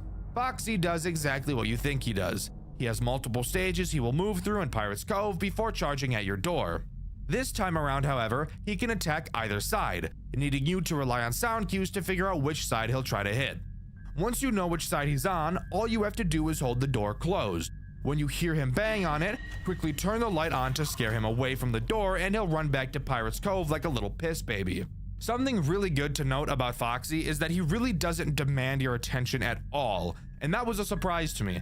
Unlike in FNAF 1, where watching Foxy on the camera stalls him, he will move at the same rate whether you're looking at him or not in this game. So all you really have to do is listen out for his sound cue and you'll be well in the clear. Just hope he doesn't attack when Bonnie is breathing, because if he does, then say goodbye to your anus because you're not getting it back. During the hour 4 phone call, Elliot calls William out for being an idiot, because what does killing 5 kids do for anyone? William turns into a piss baby and pulls some pain levels of, "You don't know the kind of pain I've been through," emo antagonist. William says he lost everything, and that the most important thing in his life got taken away. Knowing the FNAF lore, he's probably referring to his daughter. When Elliot asks how killing children fixes that, William deflects and the hour begins. Freddy is the next threat introduced. Freddy, of course, has to introduce my least favorite mechanic of all time. Occasionally, throughout the night, Freddy will laugh as loud as he possibly can like the asshole at the movie theater. When he does, do you want to take a wild stab at what you have to do? If you said find him on the fucking cameras, you'd be right, god damn it! Once you find Freddy on the cameras, you will have to play the alarm on whichever camera he is at, which will make him leave. But of course, as I'm sure you could have guessed, this does bring up another issue. Now we have 2 characters that make use of the same mechanic, and this mechanic has a very long 10-second cooldown. So let's imagine a sick and twisted scenario where Freddy does a little giggle. Okay, it's time to go look for him. So you do exactly that. Just then, the moment you press the alarm button, Chica starts blowing up your door's asshole like the 4th of July. Well, shit. Let's hope Chica takes a long time to start pounding on my glass, because otherwise she's gonna start pounding on my ass. Luckily for us, however, it does appear this was thought about while the game was being designed, because after Chica finishes pounding on your door, she usually won't start pounding on your window for a couple seconds. And in all honesty, there's nothing more satisfying in this game than using the alarm to take care of Freddy and Chica at the same time.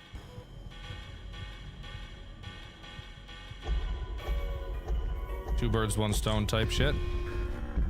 The 4 a.m. phone call has William turn into the Joker, talking about a brand new toy he's created in the workshop.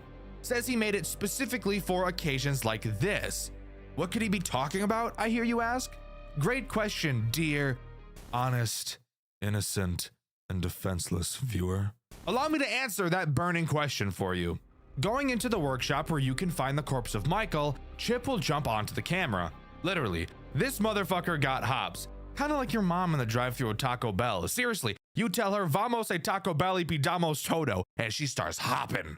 You want to take a solid guess as to what this guy introduces? If you said my second least favorite mechanic, ding ding ding, you'd be exactly right.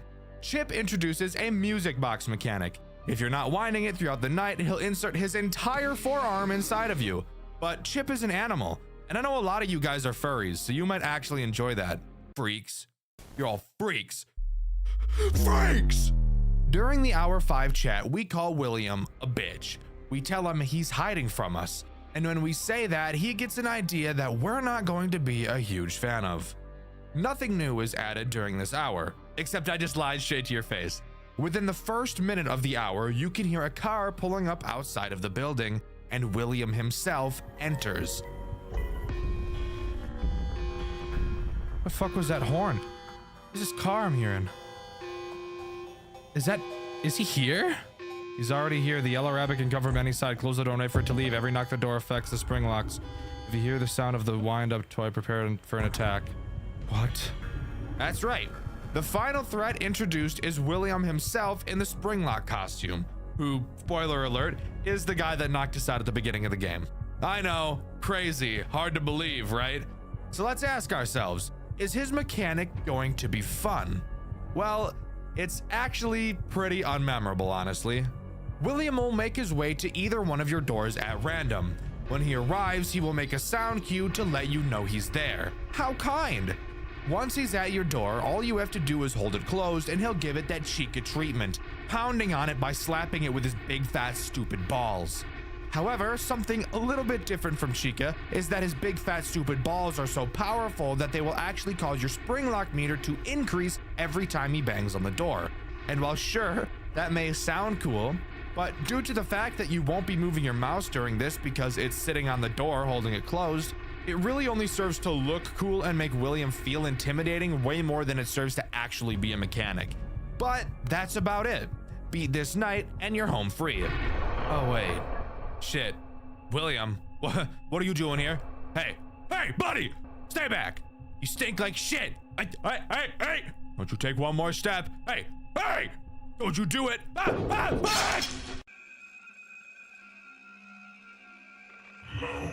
you'll be trapped here forever. Bye, Elliot. I see you in the darkness. What the fuck? So yeah, we got killed by William even though we won, and were stuffed into the Chip suit, which is clearly what he meant when he said he made Chip specifically for situations like this. Soon after, we're given the message, you can fix everything, find castle, with a crayon drawing of a castle shown. This is honestly really appreciated. I personally have no problem with the true ending of a game being a little out of the way, as long as it doesn't require me to repeat a massive section of the game, if not the entire game all over again. Secret of the fucking Mimic! So this game actually giving us a massive hint on how to find it is actually really refreshing. Going back to 5 AM, if you go to camera 5 and click on the castle drawing, you will be thrown into a night minigame. And now I get to talk about it because this minigame was actually pretty fun. Upon loading into the minigame, you will learn the two most important mechanics, attacking and not attacking. Whenever you attack, you will swing a little lance, and whenever you don't attack and are moving, your curse meter will go up. If your curse meter increases too high, it will turn yellow and you won't be able to attack. Does this remind you of something? Because it should, as it's literally a metaphor as to what we're going through. We are in a suit, but instead of it being armor, it's a spring lock. Whenever we move, our danger increases and prevents us from using our only means of defense. And spoiler alert, the rest of this minigame is a metaphor as well. Very early on, we walk past a big purple locked door. Obviously, we'll have to come back to this eventually, so keep it in mind. Continuing to travel, we enter a room with our first boss battle. Being unable to fight this one, it's completely about not being seen. Hide behind pillars as he passes so that we aren't noticed. At the end of the hall, we see a child locked inside of a cage, and it's our job to free them. We see it's locked via a code, and we have to count the numbers of each colored balloon to get it. Don't question it, it's a FNAF game, it's weird, it's dumb, whatever, just move on. Afterwards, getting the key to the cage and freeing the child. This obviously being a metaphor for saving one of the missing children. The next boss we face is a bit more difficult, Brute. He has a shield and we can only strike when it's down. This weird, sad-looking bunny cloud above our head will occasionally take a piss and we have to dodge the stream. Meanwhile, hentai tentacles will occasionally come up from the ground. Dodging these is actually kind of difficult, as the way they move is completely random, so this fight was a bit frustrating. After beating Brute, we get another key and save another kid. We continue to explore, finding a massive furnace. You should know by now, if you're familiar with my channel, that pretty much nothing is an accident, so you know this will almost certainly be important later. The next boss we face is the Mechanism. He slides across the ceiling and will shoot homing missiles at you, all the while whipping a laser around that you have to dodge as well. Honestly, this fight looks a lot more intimidating than it actually is. After beating him, bingo was his name-o, another key drops. The final boss we go up against is the Executioner. This guy has got a massive axe, or a hammer, I can't really tell. When he slams it on the ground, it leaves a shockwave behind that you have to dodge. The piss goblin is back up in the sky, and the hentai tentacles make a return as well. Honestly, this is probably the easiest of the boss fights. It just takes the longest because this guy has a lot of health. After beating him, he drops the final key and we can leave. However, I would highly recommend you don't leave, because if you want to get the true ending, we have something else to do. If you take all of the keys we've collected so far and take them back to the furnace, you can melt them together into a single purple key. Then, using this key, you can go all the way back to the start where the purple door was, and now you can unlock it, because that's how a door and a key work.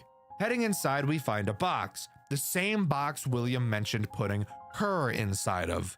The box opens, and the marionette reveals herself. She thanks us for setting her free and says that it's now her job to set us free. We need to survive until 6 a.m.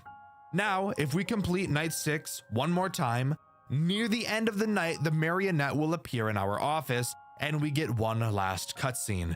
The marionette takes off our suit and we go to take revenge on William once and for all. Hello. Don't be afraid of me. I will save you. Whoa, whoa, bitch. I took off your suit. You are free. We will take revenge on him.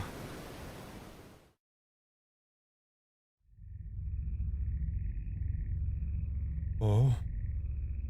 A secret room. What the heck, bro? Oh shit! Oh.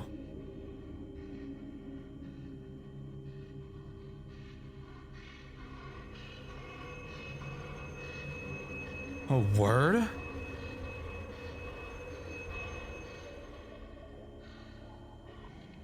Oh, word.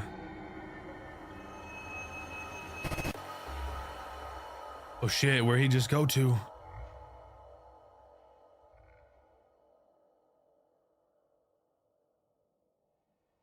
All alone in the darkness. Oh, hello. Oh yeah, I'd be fucking shitting myself, bro. We are already here.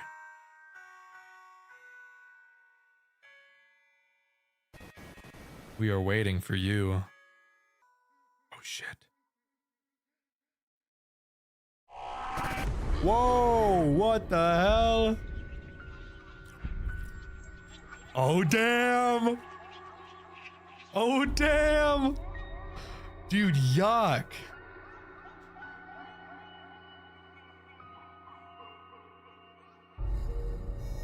Oh shit, what the fuck? It's time to end this. Attack bucket of FNAF assemble type shit. Oh, it's spring locks.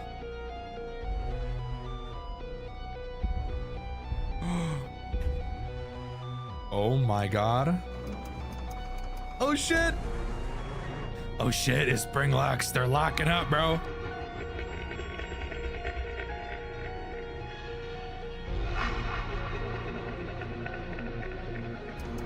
Oh. Oh shit.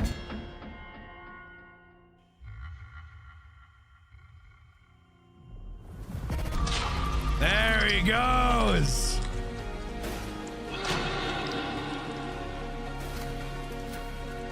Holy fuck.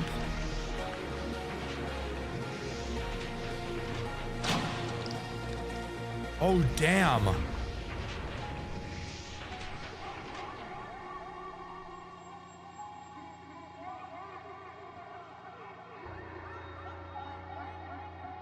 What the fuck? Hell yeah, shut his ass down, bro. Now you will be locked here.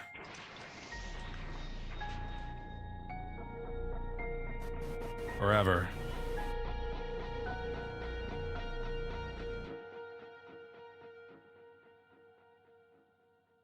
What the fuck?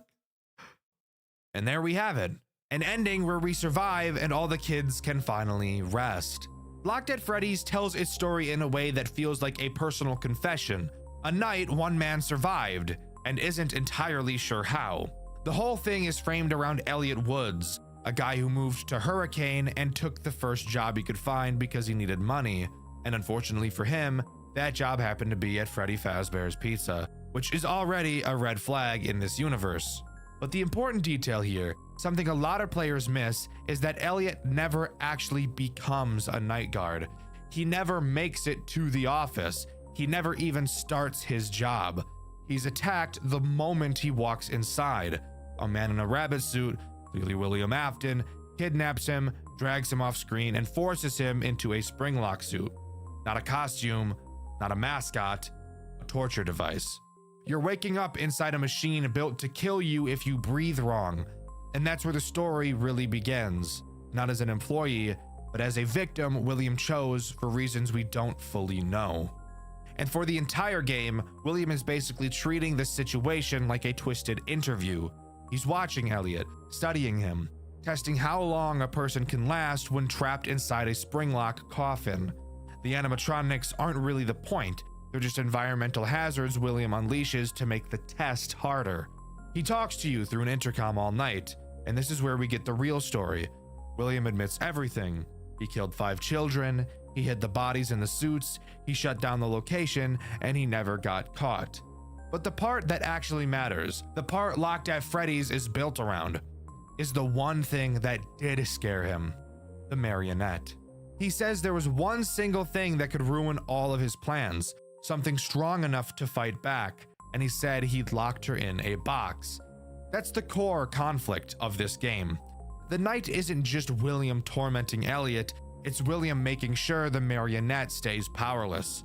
Every time he talks, you can hear how confident he is. He's got Elliot trapped. He's killed before, and he thinks this is all going according to plan. But something changes as the night progresses. When Elliot pushes back, asks why murdering children fixes anything, William actually loses composure. He starts ranting about loss and how he had something important taken from him. There's a reason people compare this game's version of William to Saw's Jigsaw. This isn't William in the middle of the FNAF timeline. This is William trying to prove something, trying to justify his pain by putting someone else through it. And that's why he comes to the restaurant at 5 a.m. He's not coming to kill Elliot because he's winning. He's coming because he wants the ending to be personal. He kills him, stuffs him into the chip suit, and considers the night finished. Another victim contained, another spirit silenced, another threat buried before it can become a problem. But the moment Elliot dies, the entire story flips, because that's when the children finally make contact. The message, "Find Castle," isn't just a clue. It's the kids reaching out. It's the souls William tried to control doing the one thing he never prepared for, fighting back from inside his own game. And the Cursed Night minigame is their language, their world. It's not literal, it's symbolic. It's Elliot navigating a space built out of memories and trauma the kids experienced and helping them break down the barriers William left behind. Every boss you defeat represents another spirit being freed. Every key you collect is a child William tried to silence, locking them away. The furnace is where you merge them, giving them the strength they need to unlock the one door William never wanted opened: the box. And inside that box is one entity who can actually challenge him: the marionette, freed not by the police, not by Henry, not by the spirits, but by Elliot, the victim William assumed wouldn't survive 6 hours. She thanks him, she understands what William did to him, and she chooses to help. That ending scene, the puppet removing the suit and freeing Elliot from the spring locks, is the first time in the entire game that Elliot has any control over what's happening to him. He's no longer one more body in a suit, he's a survivor. And with the spirits awakened, the puppet free, and William still in the building, the true ending leaves us with the moment William has always feared. For once, he's not the hunter. Elliot is. Locked at Freddy's ends right where William's downfall begins, with the victim standing up, the souls awake and united, and the puppet finally out of the box. But as far as I'm aware, that's all Locked at Freddy's has to offer. Overall, I think this game serves as a very interesting retelling of the original story. The gameplay is very fun, and somehow managed to make me not hate my two most hated mechanics in FNAF history. Everything in this game feels responsive yet restrictive in just the right way, and all of the characters work together perfectly in tandem with one another, something a lot of fan games just aren't capable of. What's the coolest thing you've ever seen a FNAF game do? Has there ever been a moment where you're playing a game and something is revealed that absolutely blows your mind? I've recently been suggested a FNAF game that did exactly that, and I'm very excited to share it with you all. Today, I'll be talking about Fredbear's Fright, an amazing FNAF fan game made in 2017 by Garrett McKay. This game is heavily tied to the original Five Nights at Freddy's lore, with a twist at the end you're not going to want to miss, so I'd recommend sticking around to the end because its ending is actually crazy. Let's not waste any more time and jump right into it. Fredbear's Fright opens with a cutscene that takes place in the office from FNAF 1. The screen turns upside down, and I'm actually not totally sure why that happens. If you guys know why, let me know in the comments. Afterwards, we're sent to the menu and we can jump straight in to night 1. Something really interesting about this game is that it actually takes place in the original Freddy Fazbear's location with a few tweaks. You'll notice the only door you have is your left one, the right door being replaced with a small vent on the ground that can also be closed via door. You can see above the vent a panel with numbers on it, but we'll get into what that is later. Additionally, on the ceiling there's a lever you can pull that causes water to sprinkle into the office. I will get to that in a moment also. The animatronics in this game are mostly original aside from the two main ones, those being Dismantled Spring Bonnie and Dismantled Fredbear. We'll talk about Fredbear later because on night 1 only Dismantled Spring Bonnie and scrapped Mousiki?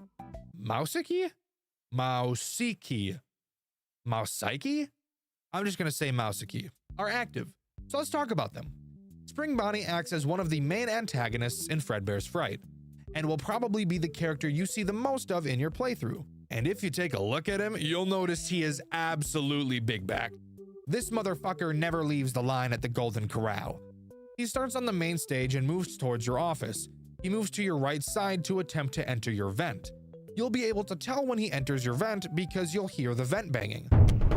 Unlike shitty-ass, fuck-ass Five Nights at Freddy's 2 vent noises, there are actually different noises for different circumstances so that you can actually tell what's going on, which I'm sure everyone can appreciate. When Bonnie, or any other character for that matter, first enters your vent, you will hear exactly 2 vent bangs. Once he's in your vent, just close the vent door. After this, there are 2 other possible vent noises that will be heard depending on which night you're on. If you hear just a single bang, that means whatever is in your vent has left, and you're safe to open the vent door.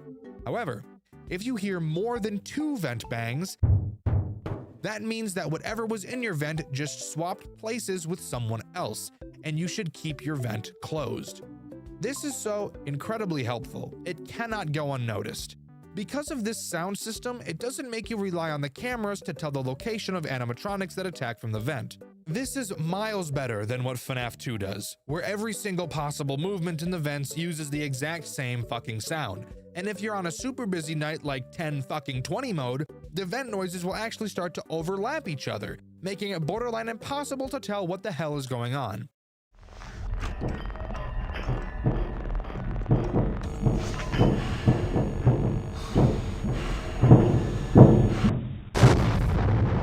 Now let's talk about scrapped Mousiki. Mousiki is only ever visible on 2 cameras, camera 7 and camera 6. He will start on camera 7, and let me say, he looks scary as fuck, I'm not even gonna lie. He will move to camera 6, and when he moves again, he will disappear from the cameras entirely. Shortly after, you'll be able to find him at your left door when using the door light. What the fuck? All you have to do is simply close the door, and he'll promptly piss off. Mousiki will almost never be a real problem until later nights with a certain character I'll talk about later. Get to 6 AM and congrats, you're ready for night 2. After most nights in Fredbear's Frights, you will have to play an 8-bit classic FNAF minigame. The first minigame has you play as Fredbear on a stage with Spring Bonnie. You'll sing to the children for a short amount of time before the curtains close, and Purple Guy will come on stage and presumably turn the animatronics off.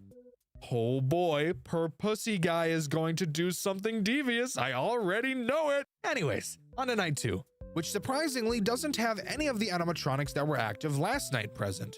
This night introduces 4 new characters: Dismantled Fredbear, the Hand Puppets, and Prototype. No, not the Prototype from Poppy Playtime. I don't know why I assumed you think it was. Probably because all you chronic gooners are brain rotted. Yeah, we'll go with that. Dismantled Freddy is one of the easiest animatronics to deal with. However, he can be pretty annoying when he attacks at a non-optimal time. Fredbear begins on stage just like Bonnie. He'll make his way to your office. But unlike every other character, you cannot prevent him from entering your office. He enters a room that you can't see on your cameras that's located behind your office. Once there, he'll wait for you to lift up your camera. You'll be able to hear that he's entered your office when you hear 2 thumps.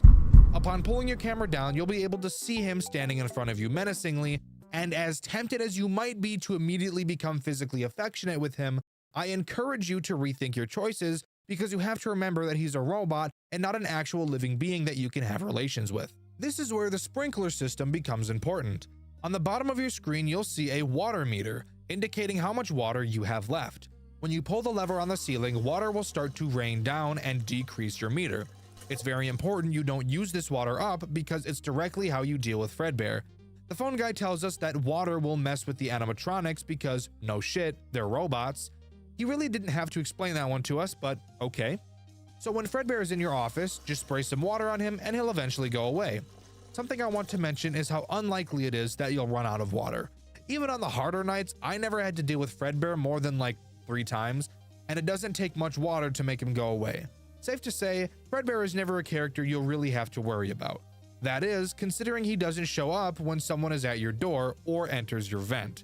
You see, when Fredbear is in your office, you will be unable to interact with any buttons in your office besides the water lever.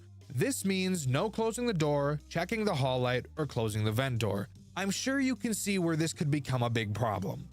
Let's move on to the hand puppets. There are 2 of them, a Spring Bonnie puppet and a Fredbear puppet, both of them being on the same camera. However, these 2 puppets move separately from one another, really acting as 2 animatronics. However, they function the same. Both act exactly the same as Spring Bonnie, going to the right vent and attempting to enter your office. You deal with them the same way as you do Bonnie, just by shutting the vent. The same vent noise system still applies with these 2. And my theory for their existence is purely to force you to listen and understand the vent noises, which is something I think is actually really cool. The final character to talk about is Prototype. Oh boy, Prototype. Prototype acts as the Foxy of this game. Similar to him, he has several phases on Cam 1B. He will slowly move through these phases, and just like Foxy, can be slowed down by watching him on the cameras. Once he leaves Cam 1B, you know he's on his way to your office. Oh fuck! The endoskeleton! It's on the move, bro! And you'll have to quickly close your left door. But there is a problem you'll probably notice. The game mentions that you'll know the Prototype has reached your door when he pounds on it, just like Foxy does. Except the only problem with that is, at least for me, no pounding sound is ever played. I never had a sound cue from Prototype. Instead, what I had to do was check the cameras to see if he had gone back to camera 1B. This wasn't really a huge issue for me overall, since I was constantly checking the camera throughout the night anyways, but I did probably end up losing way more power than I ever needed to. Something I want to mention about the power system, by the way, it's incredibly forgiving. You'll notice it decreases pretty slowly even when you're using a lot of power draining systems at a time. Power is usually something you'll never have to really worry about. Obviously, if you keep your doors closed all night, you're going to have a problem, but if you're playing normally, you probably won't even end up thinking about your power. But now, let's talk about Night 2's post-night minigame. In this game, you play as Foxy, dancing for the kids on stage before the curtain closed, and Purpley Werpley fucks his shit up, ending the minigame. That's really it. Time for Night 3. Night 3 includes Bonnie, Prototype, Mousakey, the hand puppets, and a brand new character who is incredibly stress-inducing, Scrapped Fredbear. Scrapped Fredbear acts as an incredibly unique character that will cause more anxiety than driving right next to a semi-truck. Scrapped Freddy technically isn't a threat to you, at least lore-wise he isn't. According to the help menu, Scrapped Freddy doesn't actually want to hurt you. Scrapped Freddy works a lot like Golden Call from Dormitibus. He'll wander around the camera until he finds a phone. When he does, he'll call your office and give you a code to deactivate his AI. This is, again, according to his help menu, because he doesn't want to attack you, which I think is really interesting. When he calls your office and lists this code, you will have to use the number pad I mentioned earlier in this video to punch in the numbers. You don't have to press them as he's saying them, but once he's done reading off the code, he will hang up after a short amount of time, and if you don't have the code typed in by the time he hangs up, your ass is on the line and he's about to snort that shit. Typically, he gives you 4 numbers, but I've had him give me 5 or sometimes even 6. This can become very stressful, because you'll need to keep track of everything else going on, so you don't really have the time to put everything on pause just to focus on the code. So you'll have to keep repeating the code in your head so you don't forget as you're dealing with all of the other problems. Ooh. 5, 7, 4, 2, 5.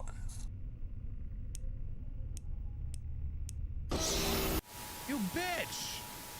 I was typing that, you ass!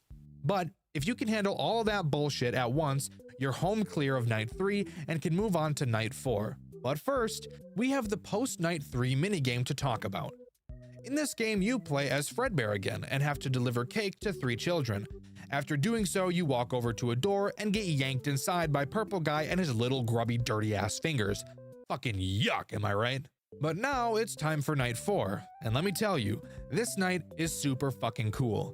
The night starts off normal, with every character we've seen thus far active. However, Phone Guy tells us that Prototype has done something terrible and doesn't explain what. Prototype is doing something terrible. Tonight has been very good for me. Shortly after, you can hear something on his side of the line scream, and the call abruptly ends. The night continues as normal, and throughout this night, you'll notice that the Prototype is nowhere to be found. Where the fuck is the Prototype? Hello? At 1 a.m., every other animatronic in the building disappears, and the real threat of this night shows itself. Fright.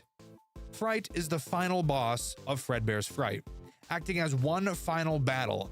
Fright is presumably the Prototype, but you'll notice that he's made up of pieces of all of the other animatronics, which leads me to believe that the reason they all disappeared is because the Prototype destroyed and mangled all of them, making them part of him. You know what? Maybe this Prototype does share a lot of similarities to the Prototype from Poppy Playtime. Fright can be tricky, and it's not because his mechanics are particularly difficult, but instead because of how incredibly fast he is. Fright can attack from both the left door and right vent. He will only be visible on camera 6 and camera 4B. If you see him on camera 6, he's more than likely about to attack your door. The moment he disappears from the camera, very quickly he will be at your door. Close it as fast as you can because you will not have much time. You'll have to keep checking the cameras to figure out when he's left your door, and when he does, it won't be long until he attacks you again. If you see him on camera 4B, he's about to attack your vent. Same thing with camera 6. When he leaves, you'll soon hear him pound on your vent, and you'll quickly need to close it. Again, this night isn't hard because of what Fright does, it's hard because of how fast he does it. You'll need to be on your toes all night and be precise while also keeping your cool. This night acts as a very fun and quick night. It's incredibly satisfying to play once you get into the groove, which is something I really like about this game. It's very satisfying to play because it's balanced very nicely. If you can control your nerves until 6 a.m., the night ends. But not how you might think. Rather than getting your 6 a.m. screen, Fright reaches your office, and there's no way to stop this from happening. You get jump scared by him, and a cutscene begins. The cutscene looks to take place in the original FNAF 1 location before the reworks to the building that we've seen in the game. Whoever we're playing with holds up a phone and makes a call. It's at this moment we get what I feel is one of the coolest scenes from any FNAF game I've ever played. It's revealed that we're the phone guy from FNAF 1, and we start giving the call you can hear on night 4 of Five Nights at Freddy's 1, which of course is the infamous death of his character, except this time we see it from his point of view. Yeah, I always wondered what was in all those empty heads. Dude, what? What? Oh no. Oh, damn! Yo, that was fucking sick! Dude, we were playing as the phone guy. You're joking. And this is how night 4 concludes. This is actually so fucking cool. This reveal right here is the main reason I chose to make a video about this game. It's so simple, but I absolutely love it when games have fun reveals like this. But would you believe me if I said Night 5 was even cooler? Let's talk about it. Night 5 takes place in the unmodified FNAF 1 building, with us playing as the phone guy again. But this time, we're in the back room stuffed in a suit. This night actually takes place sometime after he made the call on Night 4, revealing that Freddy never killed him in the office, instead dragging him to the back room and stuffing him into one of the empty spring lock suits that he wanted Michael to check on. This night consists of phone guy trying to survive until 6 a.m. so that someone can come and rescue him in the morning from the suit he's trapped in. You'll notice that this night starts at 2 a.m. instead of 12. This is because it takes place technically during Night 4, which he made his final call during. So of course, some time has passed. This is so fucking cool! I can't get enough of this. But let's talk about the gameplay of this night. You have to prevent the spring lock suit you're sitting in from closing by holding space. Throughout the night, Freddy and Bonnie will be checking in on you by opening the door and watching you. Whenever either of them peek in, you'll have to stop holding space and play dead. Once they leave, you're free to continue. Additionally, you'll have frequent hallucinations that will require you to close your eyes by pressing shift. The hallucinations make very loud noises and closing your eyes blocks your vision. Fucking obviously. So, when you have your eyes closed, I'd let go of space, since you won't be able to tell when Freddy or Bonnie enter. If they see that you're alive, they'll definitely gobble you up like the little gobble monsters they are. After surviving until 6 a.m., the night ends, and we get one final post-night minigame. This final minigame requires us to press A. When we do, we see Purple Guy press a button that seemingly activates the 4 animatronics. They walk out from behind a curtain and are in much worse shape than we've seen them in previous minigames, actually appearing to look like their nightmare variants from FNAF 4. They follow Afton into a room with the locked box from Five Nights at Freddy's 4 with a key laying next to it. If you click this key, you'll actually be able to collect it. The game ends soon after, whether you grab the key or not, giving you the normal ending. So, how do you get the true ending?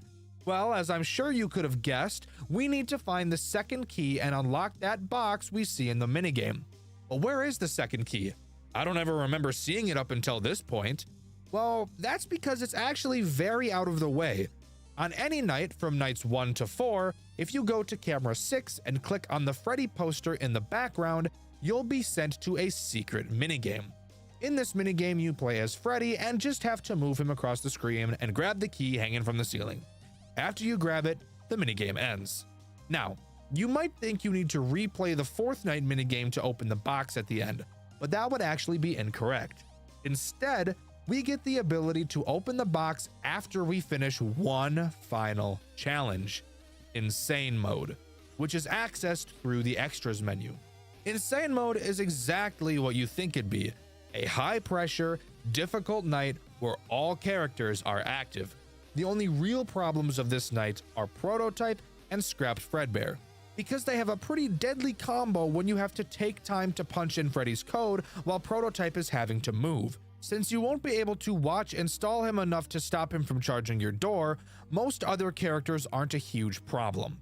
Just make sure you're really listening and paying attention to the vent noises so you know when you should have the vent closed and when it's safe to keep it open. After you beat Insane Mode, you will see the locked box. As long as you've collected both keys, you'll be able to undo both locks and see what's inside. After the box opens, the screen will start to glitch, and if you look closely, you'll actually be able to see 4 faces between the locks, presumably a reference to the 4 dead children. Finally, one last cutscene plays. On a desk, you'll be able to see what appears to be the newspaper we saw at the beginning of the game, with someone named Radio Man calling us. He says he thinks he might have a lead and asks us if we'd be willing to go to an unknown location by ourselves. He says there's no guarantee we'll be able to find him there. Not knowing who he is or where there is, the call ends with Radio Man asking us to return his call as soon as we can. At first, I thought this was someone calling Michael Afton in reference to going to one of the Freddy locations to find and kill his father. Up until this point, it seemed that this game was heavily tied to the official games. But after doing some digging, I learned that this cutscene is actually a teaser to one of Garrett McKay's other games by the name of Fredbear and Friends Left to Rot. And with that, aside from Custom Night, that's all Fredbear Frights has to offer as far as I'm aware. I really liked this game. The twist of you playing as the phone guy at the end is honestly one of the coolest and most unique twists I've ever seen from a FNAF game. And Night 5 just topped it off even more. I have nothing but nice things to say about this game. It's not overtly and disgustingly difficult like a lot of FNAF games are, and that allows casual players to experience the story for themselves. I've been covering FNAF games for quite a while, and every time I find a super unique game, I think to myself, there's no way any other FNAF game is going to be able to top that in creativity. But then, like clockwork, I find another one, and the game we'll be talking about today is no different. The game we'll be looking at today is called FNAF Showtime, a game made with Godot and is completely 3D, with hands down the most unique mechanic I've ever seen in a FNAF game before, and I can guarantee you've never seen anything like it either. So strap in as we dive into the exceptionally difficult world of FNAF Showtime. Jumping right into night 1, there's plenty to talk about. To start, we don't actually just get booted directly into the office. Instead, we start at the entrance and can actually freely roam around the building to get a feel for our surroundings, which I always think is really nice. The layout of the building is incredibly different from any other FNAF game I've ever played, with the office being directly in the center of the building. This game consists of 9 cameras, and I mention that number for a very specific reason I'll mention later. Walking around the building, we stumble into the main dining room and can get a glance at single-handedly the most uncomfortable animatronics I legitimately think I've ever seen. These things are rancid and disgusting. They got the British treatment with their teeth, too. That's nasty. What the fuck? Oh my. Look at that pot belly, bro. Dude, that cheek is nasty. That cheek is actually so gross. I don't like it at all. I don't think any kid would want to come to a restaurant with the characters looking like this. Anyways, moving to our office, we can talk about the tools we have at our disposal. And strap in because this might just be the most creative and horrifying FNAF game we've ever covered. In Showtime, you're stuck in the cameras once you start the night. You can never drop them, which means you can never close your doors. Not that that's an issue anyways, as both of the entrances to your office don't even have doors. This is where those 9 cameras I mentioned become super important. Your cameras are controlled by your keyboard, not your mouse, using the keys Q, W, E, A, S, D, Z, X, and C. If you take a look at the cameras, you'll be able to see which letter correlates to each camera. This is a system that took me very, very long to get used to, but it's actually super cool. Now, when it comes to looking around the cameras, Showtime isn't like most FNAF games. The cameras don't pan back and forth by themselves. Instead, you're in charge of manually controlling the cameras using your mouse, and you have full control of the cameras, being able to point them in literally any direction you want, which I think is really cool. You'll even notice that there's a camera in your office and you can actually see yourself at your desk. But if we can't leave the cameras and there's no way to close the doors, how are we supposed to defend ourselves from the threats this game introduces? That is an amazing question. But before we answer it, let's talk about the 2 threats this night introduces. Night 1 introduces both Bonnie and Chica. I'm going to be talking about them at the same time since they both behave in the same way. Obviously, their goal is to reach your office, so that's exactly what they'll do. Something I really like about this game is you can always watch them move around the building. They don't have just one static frame for each camera. As this game is a 3D environment, the characters actually do roam around. Now, onto how to defend yourself. Well, your camera is equipped with the ability to reset the animatronics and force them to go back to where they started. And how do you activate this? Well, let's just say I hope you guys have been practicing aim labs because you're gonna need it. By holding left click, you can shoot a signal out of the camera where the crosshair is pointing. If you see Bonnie or Chica anywhere on the map, aim the crosshair at their head and hold down left click. Do this for long enough and a little jingle will play and their eyes will glow yellow, signaling that they will return to their starting location. Is that not like the coolest shit you've ever seen? I've never seen anything like that in a FNAF game before. I love it when fan devs try something new, and I think this one really nailed it, because this makes this game incredibly stressful.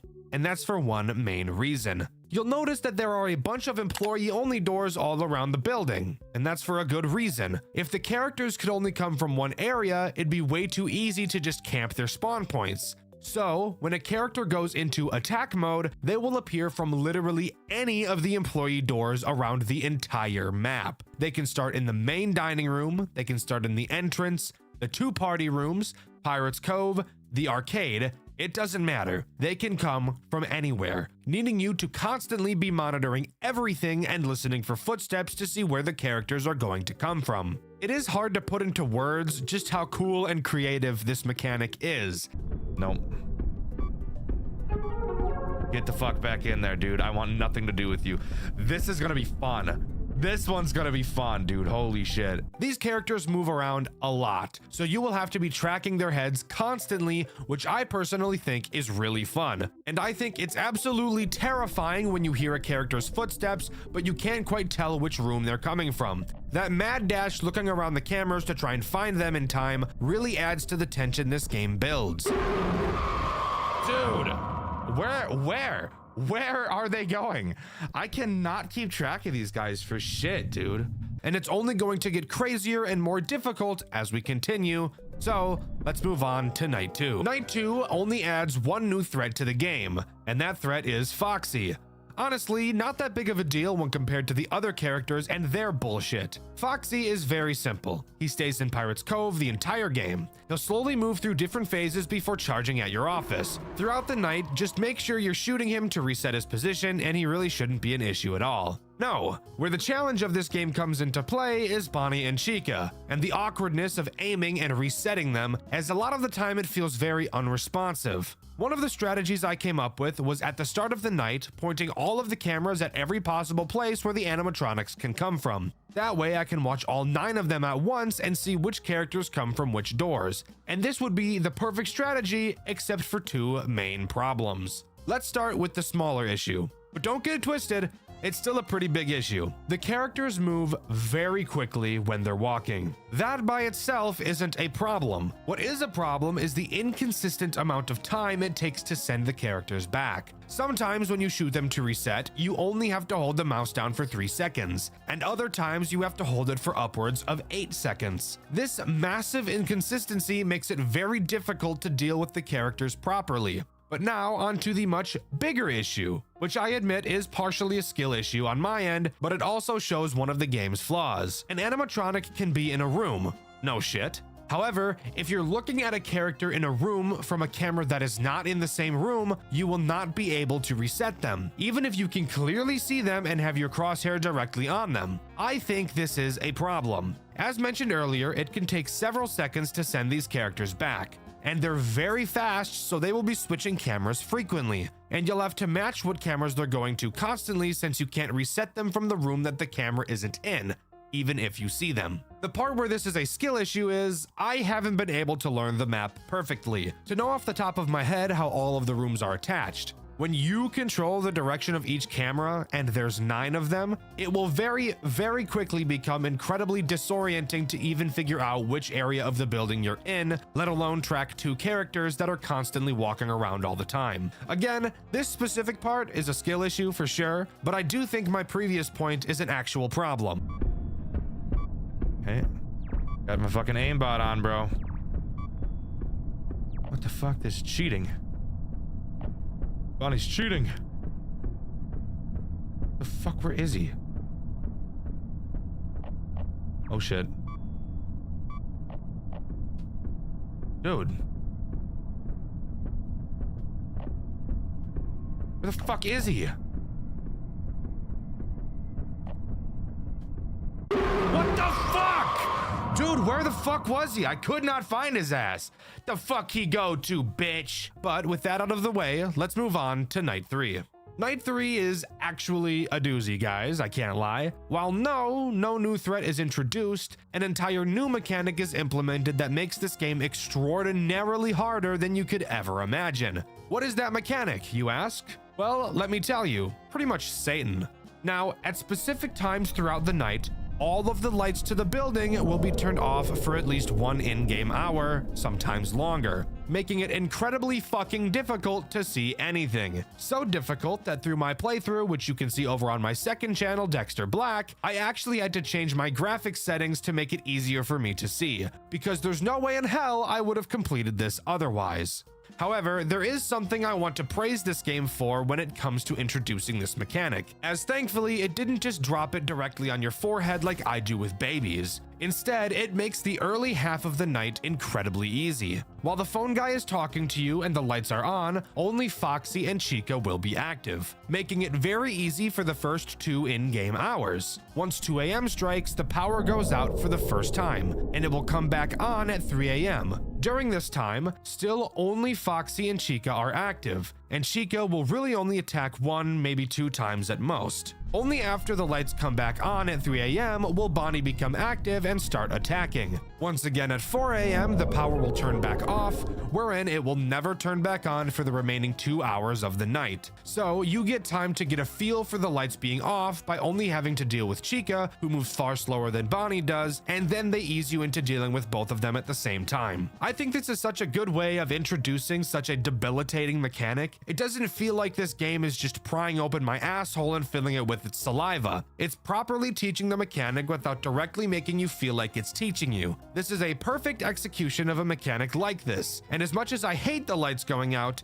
this game made me hate it probably as little as I possibly could hate it, which I think is pretty cool. But with that new AIDS out of the way, let's move on to Night 4. Night 4 is an interesting night, and another night that really shows off how wonderful this game is at introducing mechanics to you. With me just talking about how well the light function was introduced, this night has a brand new character so heinous, yet the developer was able to introduce them in a nice way, or at least as nice as possible considering how much this guy sucks. Night 4 introduces Freddy, the big kahuna himself. The role he plays is both very simple and the most terrifying at the exact same time. His goal is, of course, to get into your office. However, the way he does so is what makes him so scary. Unlike Bonnie and Chica, who wander around the building and then enter your office, when Freddy appears from a door, he will make a beeline directly for your office with no stops along the way. And Freddy is fast. Very, very fast. Freddy's music will start playing during the times he can attack. During the music, you'll hear him laugh. When he does laugh, that's how you'll know when he's about to open a door. So you'd better drop everything you're doing to focus on him, because once he exits one of the doors, you have approximately 6 seconds to deal with him before he starts digging in your butt. Now, I mentioned they introduced Freddy very nicely. How exactly did they do that? Well, Freddy activates while the lights are off on this night, so that's not very kind. However, during this Freddy attack section, both Bonnie and Chica will not be moving around, so this entire moment is spent focusing on Freddy as you understand how he works. Again, another beautiful execution of a mechanic like this. I dislike when FNAF games introduce a mechanic while everything else is happening with no explanation of how the character works. I think having the player figure it out on their own can be a good thing, but not while everything else is happening at the same time. Wonderful integration, but it makes me very scared for Night 5. Speaking of, let's move on to that. Night 5 overall doesn't add anything new. In general, it's just a much harder version of Night 4, and I'll explain why. Remember how I said that this game did a really good job of teaching the Freddy mechanic? Yeah, well on Night 5, let's just say they're not so nice. There are 2 blackouts on Night 5. The first is very kind. It lasts 60 seconds and consists only of Freddy, just like Night 4. That made me think for a moment, just a moment, this game was about to be very kind. But boy, was I wrong. The second blackout happens at 5 a.m. and runs throughout the final hour. During this final blackout, all 4 of the characters are active, and it's by far the most stressful section this game has ever had. I was skilled and based enough to beat it on my second attempt, but that's only because I'm literally the hunky chiseled god. 2 additional things to talk about on this night. The first is that it reveals another Freddy mechanic. That being, he can attack while the lights aren't out as well, except there is a big difference. Something you'll notice about Bonnie and Chica is that Bonnie is significantly faster than Chica is. During the lights out sections, Freddy will be Bonnie's speed, which is why he's so scary. But while the lights are on, Freddy will move at Chica's speed, still making him a big threat since he goes right for your office, but also makes him easier to deal with. The last thing I want to talk about before we continue is Golden Freddy. During my playthrough of Night 5, which you can see over on my second channel, Dxtr Black, I actually had Golden Freddy appear. He appears in your office, and I didn't dare look at him with the office camera, but you can see I was looking at him through one of the party rooms. But with that, that's all Night 5 has to offer. I assumed there would be some form of cutscene after completing it, but no, I was not so lucky. Instead, we're just thrown right into Night 6, where I'm sure we'll have just a perfect happy-go-lucky time. So turns out it wasn't actually a Night 6. Upon walking to your desk to start the night, you're greeted to the extra screen where you can play any of the previous nights again, do a custom night, a real-time night, and do 5 unique challenges. So as far as we're concerned, that's all FNAF Showtime has to offer. I'm just kidding. Of course we're going to talk about the challenge modes. So let's quickly go over the first and most boring one of them all, Blackout. As the name suggests, the entire night has the power out. So say hello to Usain Bolt Freddy pile driving your rear from the back for the entire night. Not a very interesting challenge mode, but definitely a challenge mode nonetheless. The next challenge is called Find the Cupcakes, my personal favorite challenge mode, and you'll never guess what it is we have to do on this night. Throughout the cameras, 10 cupcakes will be hidden. All you have to do is find each of them and reset them to collect them. The only threat active on this night is Chica, which makes sense since it is her cupcake, but I do feel it makes this challenge far too easy. I think having all the characters active but at lower AI values would make this challenge much more interesting. This next challenge we're going to talk about is very, very evil. Like, think of the most evil thing you could possibly imagine, right? Think about it. Think of its shadow, right? Start with like a shadow, just got like a shadow ball, and now mold that shadow. Put it between your fingers, let it slide like you're making some clay bowl in art class in 5th grade, right? Shape it into the most annoying, fucking terrifying piece of garbage you can possibly think of. Is the shadow you molded the shape of Balloon Boy?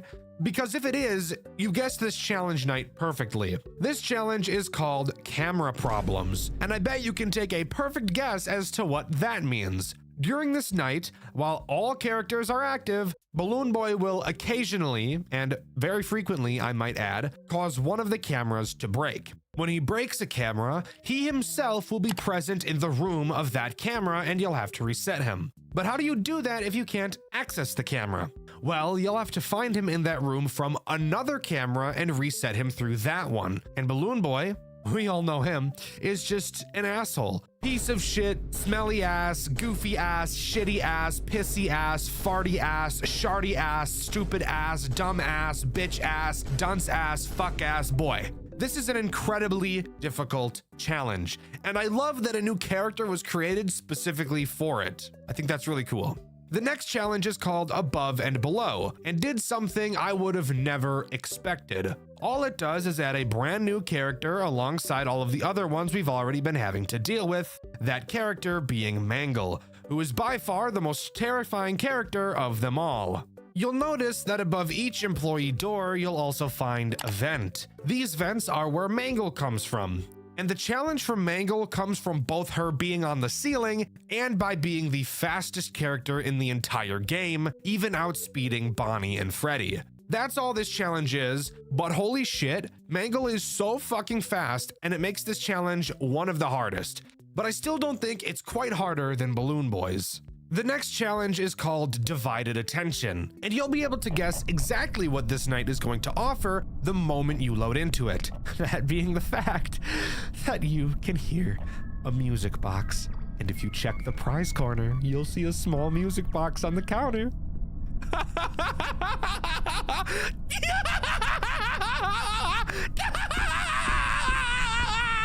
That's right, this challenge just adds another fucking Foxy to constantly look after. Isn't that just fucking amazing? Yeah, needless to say, I'd like to move on as fast as possible. But with that, that's all of the challenges that FNAF Showtime has to offer. And overall, I think FNAF Showtime is an incredible game. Even though there are only 4 characters throughout the main night sections, this game proves to be one of the most difficult I've ever played. Learning how to track the characters and prioritizing them is exceptionally difficult, but it's so cool. It's pretty normal for me to get suggestions for games to play, and especially so when a new FNAF fan game gets released. However, I'm going to be completely honest with you. Never throughout my entire YouTube career has a game been requested as frequently as the one we'll be covering today, and for a good reason. The game we'll be covering today is Forgotten at Fredbear's, the latest and greatest FNAF fan game in this ever-growing genre. Strap in, everybody. This game has a lot of fun stuff to talk about, and you will soon see why it's so hyped up. However, I feel it does have one big downside, but we'll get into that a little bit later. Before we can start talking about what this game has to offer in terms of an actual gameplay loop, we first have to talk about what happens before the game even begins, that being the opening cutscene. I've done security work before, Mr. Afton. But this, the hours, the pay, it doesn't add up. Why me?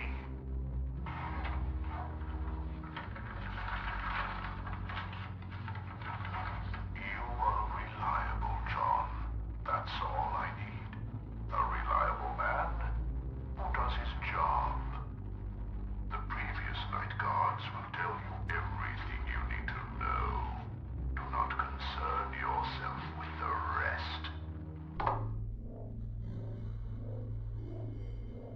You always knew how to cover your tracks, didn't you, William?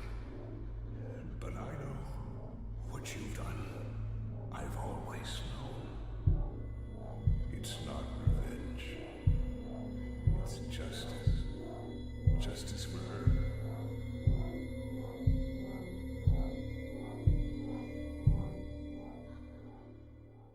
I won't let her be forgotten.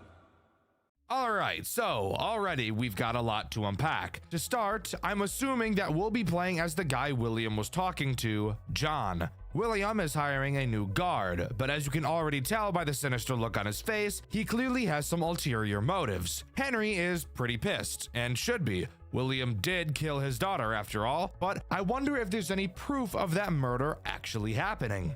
Afterwards, we're booted into an 8-bit minigame with a beautiful art style. Holy shit, this pixel art and animation is phenomenal. In it, we play as Evan, William's son, the crying child. However, instead of Evan getting bullied by the teenagers, Evan witnesses Charlotte being bullied by them instead. They push her outside into the freezing rain and Evan follows after her, only to watch William, his father, approach her and kill her in the alley. Evan runs back inside to Henry, Charlotte's father, and tells him what he saw. During their conversation, we can see the security puppet bolt past them in the direction of the exit door Charlotte got pushed out of, and this minigame comes to a close. So wow, this early in the game and we already saw the death of the first child. Should be kind of crazy out here, I suppose. Anyways, moving on to talking about night 1 and what this game really has to offer. The first thing I want to point out is how beautiful this game looks, especially when it comes to lighting. The designers of this game absolutely nailed the atmosphere of this game, and trust me, it only gets better the further down the rabbit hole we fall. The controls of this game are really a masterpiece, I can't lie. In my FNAF Rewritten 87 video, I mentioned how much I hated the way the mouse controlled, and how it was probably my biggest issue with the game. I cannot make the same complaint about Forgotten at Fredbear's. This just might be the most satisfying and responsive mouse controls I've ever felt while playing a FNAF game before. You wouldn't think you'd really notice a difference between FNAF games, but when you play as many as I do, it will be something you pick up on really quickly, and I really appreciate the devs of this game for nailing this so perfectly. Anyways, what about the tools at our disposal? Well, this game keeps it pretty simple. In our office, we have 2 entrances, I think. I know the door to our left is an entrance, but I'm also pretty sure that this big blurry thing in front of us is also a door, and this is corroborated by the way the camera map is set up as well. You can walk up to the door on your left, but just doing so will make it seem like it doesn't do anything at all. It will become very apparent what this door does once we start talking about one of the threats this night introduces. Of course, this game also has a camera system, as I already mentioned, and it comes equipped with several speakers to play music over. I'm sure you can guess where this is going. Before we start talking about threats, I think we should talk about this night's phone call and why I feel it's so weird. There are actually 2 phone guys, and each of their names are Joe, referring to themselves as Joe A and Joe M. They mention what we'll be doing throughout the night, but who cares about that? They also mentioned the disappearance of Charlotte and how it affected Henry. Apparently, now he's just hiding out in the basement. The Joes said they snuck into the basement to see him, but were caught and thrown onto the day shift, which is why we're on the night shift now. Very, very interesting and intriguing stuff. And if we don't figure out what's down there, I think I might tear my foreskin off. I think I should also make it clear that Henry is under the impression that William is on the night shift, so it appears William hiring us is a type of cover-up for something. Maybe that's why he looked so sinister. So, time to talk about the 2 threats this night introduces. To begin, we'll talk about Spring Bonnie. Another quick thing I want to mention is the character designs these animatronics have. They all look super sleek, but Jesus Christ, are they uncanny and terrifying looking. If I were a kid coming to these restaurants, I don't think I'd ever want to come back. These things are scary as fuck. Anyways, what does Spring Bonnie do? Well, he makes use of that left door I mentioned earlier. He will make his way around the cameras and to said door. He will then literally push it open, and I think you'll enjoy watching what you have to do for yourself next. Oh my god!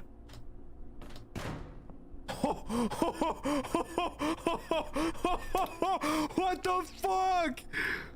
Yo, that's fucked up. That's so fucked up that you just did that to me. Tell me that's not the coolest fucking thing you've ever seen. They're straight up tossing in some after hours at Cody's level timing shit, and I'm all for it. It really adds to the stress and tension that the actual employee would be feeling during this moment. I think it adds so much to the atmosphere and really makes it feel like you're part of the experience. The next threat this night introduces is the security puppet, easily one of the most uncomfortable looking characters to come out of this game. The way she works is very simple, but that doesn't make her mechanic stop me from blowing my foreskin up like a balloon and making some balloon animals out of it. The puppet will come out of the prize corner and attempt to get to your office. However, instead of having a bullshit music box, she instead is just attracted to the sound of music. Most of the cameras on the map have a music button I mentioned earlier. If you hold down one of these buttons, music will begin to play. However, only so much music can be played on each camera. You'll be able to see the music draining on the button, so you'll have to use it sparingly. If you play the music on a camera adjacent to the camera the puppet is on, the puppet will be dragged into that camera. Continue doing this to pull the puppet away from your office, and make sure you're keeping track of how much boof juice is in your music boxes, and you'll be a-okay. Something you'll notice is that this night ends at 3 a.m. I thought that was really weird, but guess what? We're not even close to being done talking about the first night, as we're thrown into a repair minigame after completing the main part of that night. In this vent area, there are 4 vents, 1 on each side of you. Ignore how we even got to this position. I'm assuming we just climbed through one of the vents possibly. The goal of this minigame is to repair each of the 4 vents by doing a different minigame for each. But before we talk about these minigames, let's talk about the 2 threats we'll have to deal with at the same time. The first and most annoying threat is Balloon Boy, because of fucking course it is. He can come through 3 of the 4 vents. You'll notice one of the vents has a door you can close on it. This vent will be reserved for the other character this night introduces, so Balloon Boy can travel through the other 3. Balloon Bitch will be laughing constantly to inform you as to which vent he is going to try and come through. Once he gets close, simply flash your light at him and he'll dive back into the hellhole he came from. The other threat in this minigame is Mangle. Mangle works in much the same way as Balloon Boy, except she can only attack the vent that has the door. She makes sound cues as well, and when the sound cue she makes is very loud, that's how you know she's about to attack. Quickly turn to her vent and hold the vent closed. Once she stops banging on it, you're free to let go and continue fixing the vents. Speaking of fixing vents, how exactly do you do that? Very simple. Just kidding, each vent has a different minigame. The first vent will have you match several symbols multiple times over. This minigame is obviously super simple, but do keep in mind you will be being attacked by 2 dickheads at the same time. Once you complete this minigame enough, you can move on to the next. The next minigame has you playing Simon Says. Easily the most frustrating of the 4 minigames for one main reason. You cannot drop the maintenance panel until the system has stopped showing you the Simon Says panels. So, if you hear Mangle about to rape your shit, you'll have to wait until the panel very slowly shows you all 5 squares you have to memorize before you can deal with her. You then have to hope to God you remember the pattern as you turn back, because if you fuck up, your repair percentage will drop and you'll be stuck doing this minigame for even longer. The next minigame is Simple Sugar. Every few seconds, a letter will appear. All you have to do is press that letter on your keyboard. Do this enough times, and we can talk about the final minigame. The final minigame blows a bit of dick. You will have 2 bars with 2 small rectangles at random points on them.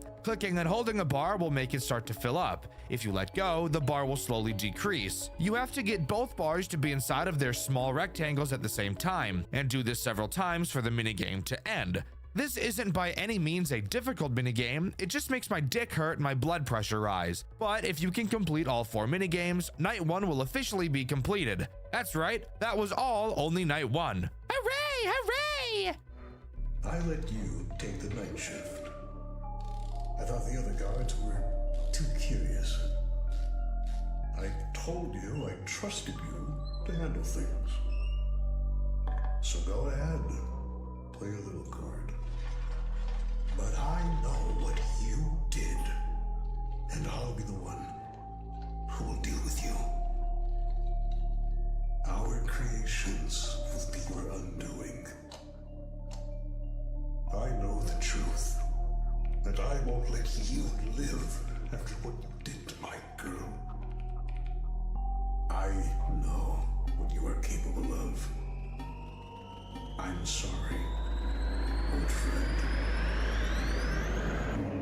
Well, would you look at that? Henry appears to be tampering with the animatronics to make them more hostile to attack William, since obviously Henry is aware that he killed his daughter. However, what Henry doesn't know is that William isn't actually working the night shift like he said he was. William is 3 steps ahead. He knew Henry would do something like this, so he lied to Henry that he'd be taking the night shift and hired us in his place. This is actually some really cool light Yagami type storytelling. I actually really like it.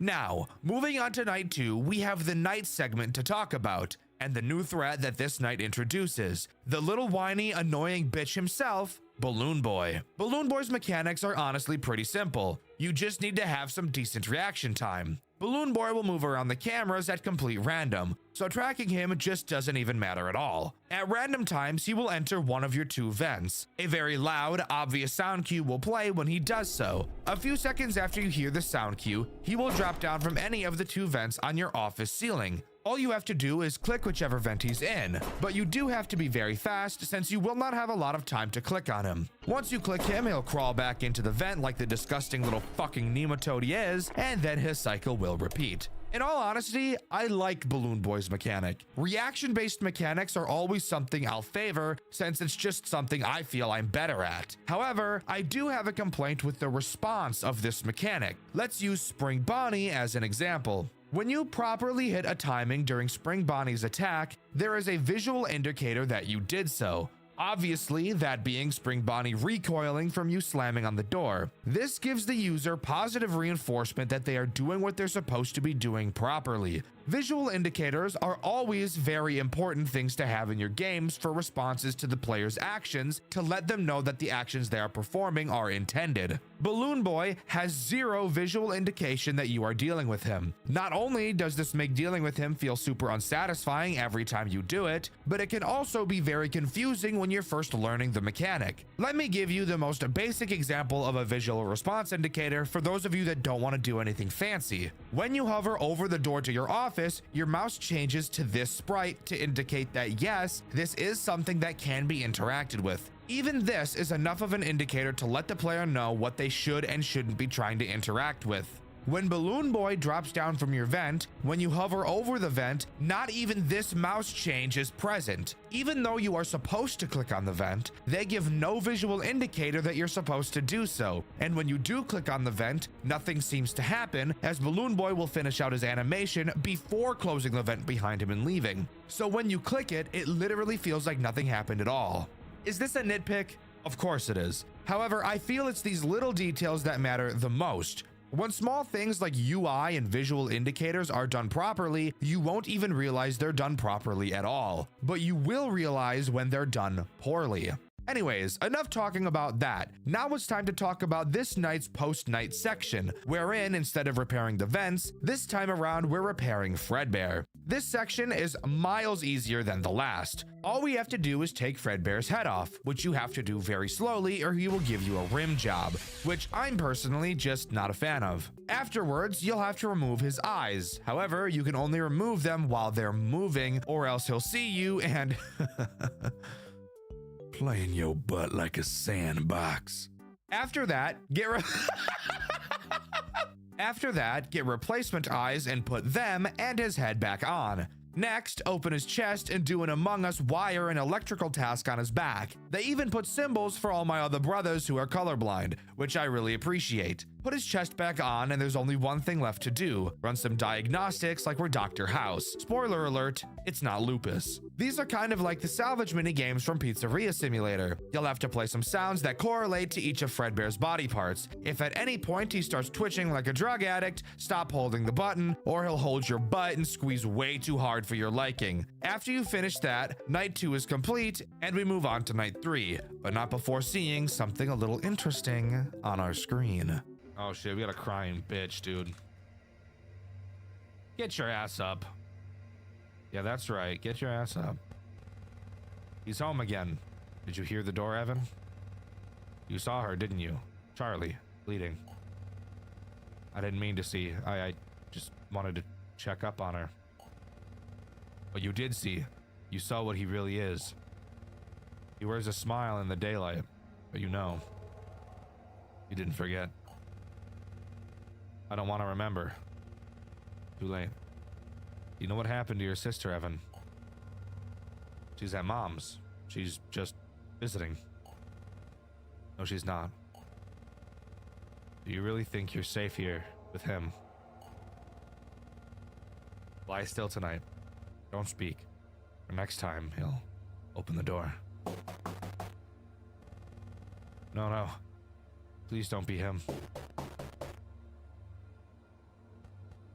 Oh. Evan, there you are, bud. Wanted to check on you. Your birthday's coming up. Got something really special planned. Yeah, sure. Thanks. Been quiet lately. Everything okay? Just tired. Alright. Get some rest then. He's lying. You saw it. Charlotte. The alley. His hands. Henry's gone. We don't know why. You can't let him get away with this, Evan. Stop. Stop talking. You remember. And he can't know that. Ooh, shit. Night 3 only introduces one new threat, and I honestly don't feel like they're that much of an issue. But before we talk about that new threat, we need to talk about the insane phone call we got to hear. Joe A mentions that Henry was working on something that would make the animatronics be able to be controlled remotely, and they heard about it right after we noticed that Fredbear was tampered with, which was seen at the end of the post-Night 2 repair section. When Joe A mentions this, Joe M gets incredibly angry, and we hear the following crash out of epic proportions. Joe! What the hell are you going on about? That's enough!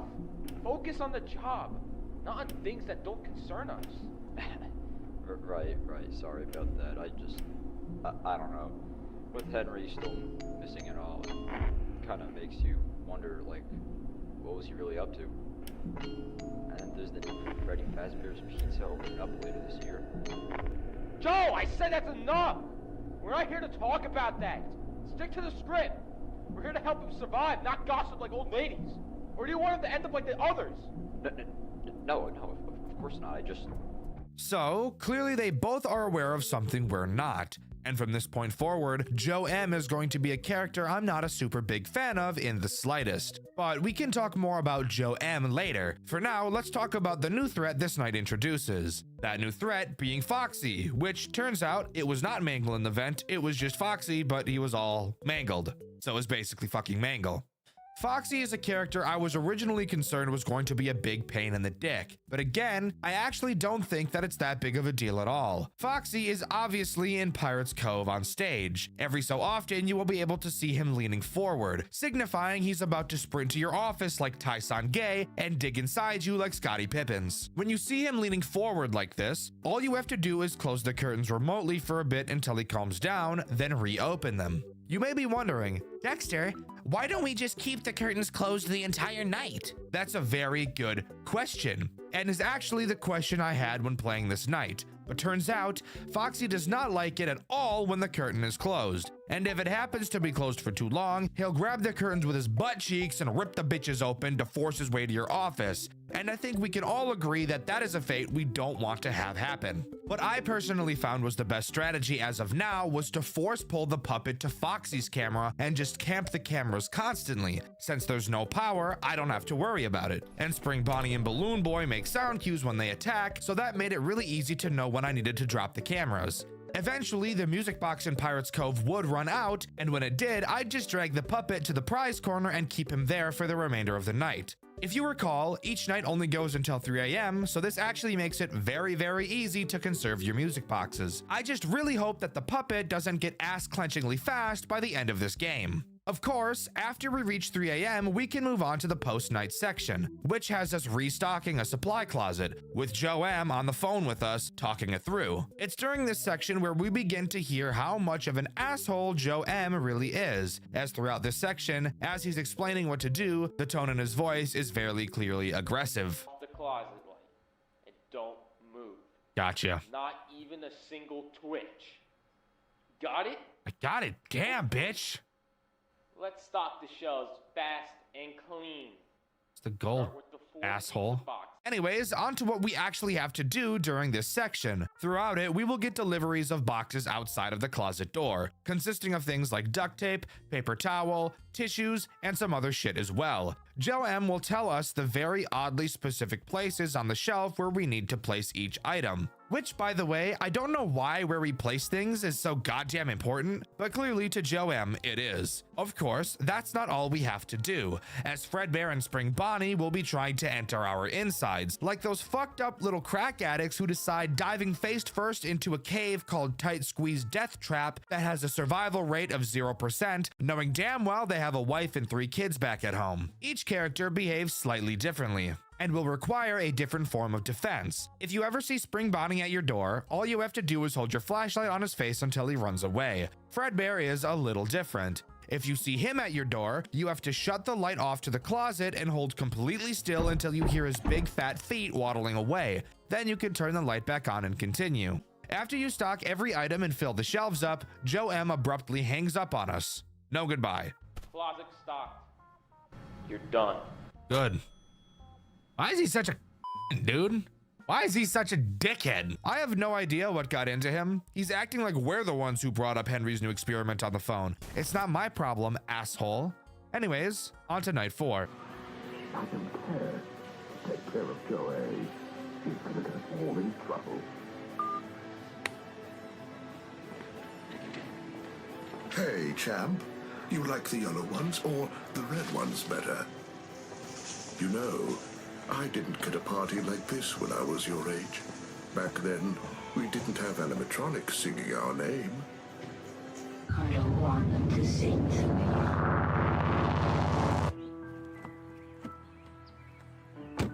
Come on, you'll love it. All your friends will be here. It's going to be perfect. Do I have to go? It's only a few more days.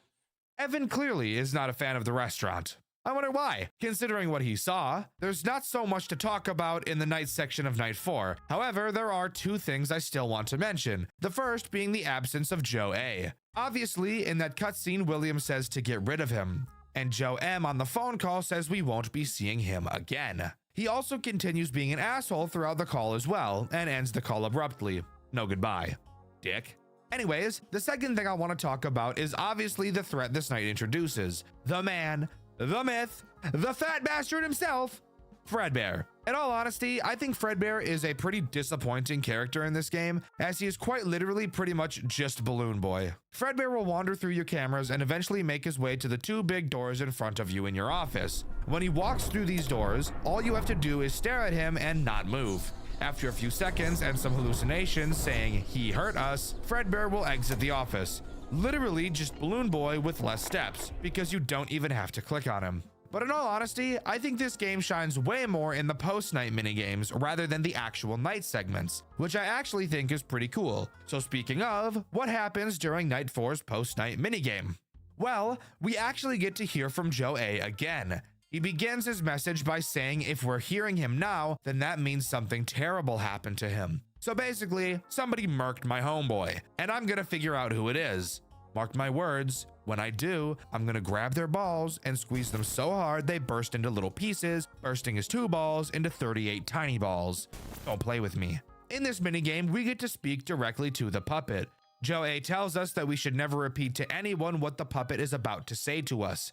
There are some pre-selected questions that we'll have to ask her, and through her answers, we learn that she's Charlotte, the girl William killed in the alley, and the girl that Evan found, Henry's daughter. She mentions William, Henry, and the basement that she says nobody was supposed to enter. However, Henry has been in the basement a lot recently, obviously working on whatever he's doing to kill William. The puppet tells us that she has the key and ends the minigame by giving it to us, telling me that the final minigame we'll play will take place in that basement.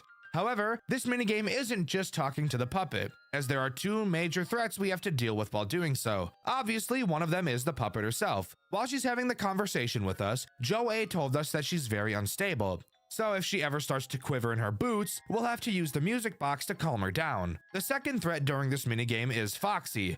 He will eventually wander into the prize corner with us, attempting to lick up the nape of our neck. He has several positions he can be seen in. If at any point he starts twitching like a drug addict, you'll have to pull the spring lock override switch to reset him. However, resetting him will also cause the puppet to go crazy mode, and you'll have to immediately use the music box to calm her down again. After we get the key from Charlotte, we can move on to Night 5. Speaking of night, there is a metric fuck ton to talk about, so let's waste no time. To start, the night section is just a harder version of Night 4, so we can completely skip over that as it's not interesting at all. However, the post-night minigame is something crazy. These machines were meant to be the future, William. The start of something new.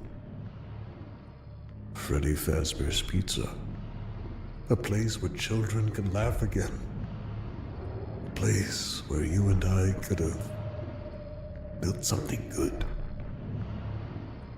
And just like that, we've entered the basement where the original 4 animatronics are present and ready to eat our bussy. This minigame feels very reminiscent of Night 1's post-night vent minigame, where we have 4 different tasks to complete while being attacked. Each task we have to complete relates to one of the characters. Each has a different task we have to perform, while that task's respective character tries to insert itself inside of us. To start, let's begin with the main office area. There is a notepad on our desk that explains in detail how to deal with each character, but I'll be doing that for you, so we're going to ignore that part. What is important is this code on the bottom line, which gives us a termination code for each animatronic. After completing their task, we'll have to type this code into the computer to disengage them. While in the office, each animatronic has the chance to appear. When they do, just hide under the desk until they go away.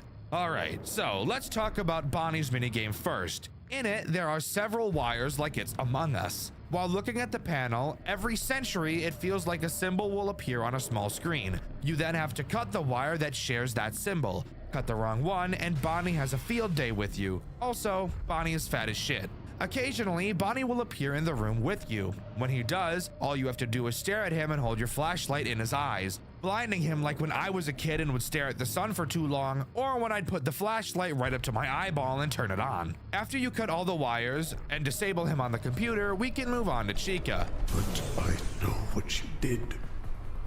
To her. To Charlie. You stood there and you watched the light go out of her eyes, didn't you? My little girl. And you took her from me. I thought if I gave these machines a greater purpose, if I made them strong enough, smart enough, maybe they could end you. Maybe they could give her peace. Chica's tasks requires you to wait for 300 years for a fuck ton of switches to light up in a specific order, flicking them on after they light up. Meanwhile, Chica will slowly be approaching you through the hallway. When she gets close, all you have to do is close the door until she leaves. Once you've flipped every switch and disabled her on the computer, it's time to move on to Foxy. Fredbear wasn't enough. Neither were the others upstairs. You slipped through again, like you always do. So I turned to the prototypes. Stronger, smarter, obedient only to me. Never to you. Foxy's minigame is by far the best in terms of it not taking 6,000 light years to complete. All you have to do is spin this crank in a circle more than I throw my ass in a circle when I play a FNAF game with no power and no music box. While you do this, Foxy will slowly appear out from behind the curtains. All you have to do is occasionally pull them closed and he won't be able to get you. Terminate him on the PC and we can move on to Freddy. I rewrote their code, set their purpose. Freddy, Bonnie, Chica. The ones buried down here. They were meant for you, William. To tear you apart, piece by piece, until nothing is left. Freddy makes me want to die, easily being the most annoying character in this entire minigame. All you have to do is hold down a lever while a meter very painstakingly slowly fills up. Occasionally, Freddy will enter the room, and all you have to do is stare at him and not move until he goes away. The only problem with this section of this minigame is that it literally takes like 5 fucking minutes. It's ridiculous. Of course, terminate him on the computer, and the night is over, giving us this final, insane cutscene. It's a pretty long one, but you're not going to want to miss it. I can't forgive you. Not for Charlie. Not for Elizabeth. Not for any of them. I don't know how, but you seem to destroy everything you touch. I want you to remember her face. Remember what you stole. Because everything I've built since that night has been for her. You will die here, William. And you will suffer. Thank you for getting rid of them for me. But I can't let you walk out of here with all that, John. Nothing personal.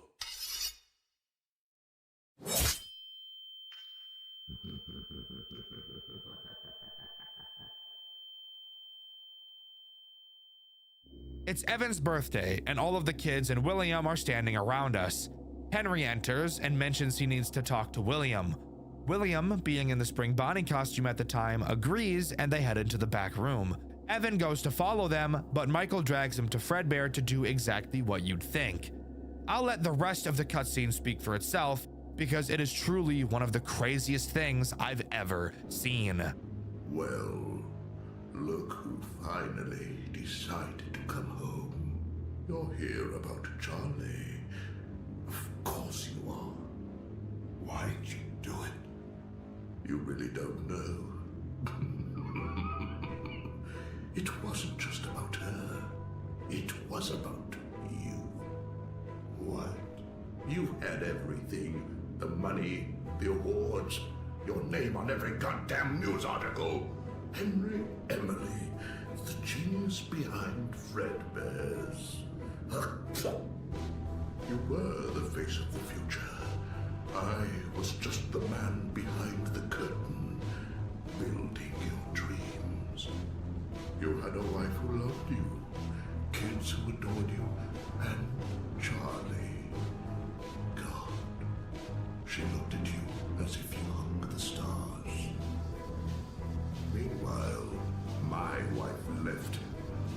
hated me. Evan feared me. And Elizabeth. Elizabeth got close to one of my creations, and I just let it happen. Because that's what I do, Henry. Everything I build turns to rot. But you kept building a dream. So I tore it down. I took something you'd never get back. Not because I had to, but because I could. I wanted you to wake up like I do. Empty. Come on. Give him a big old birthday kiss. Michael! Oh, he's gonna cry again.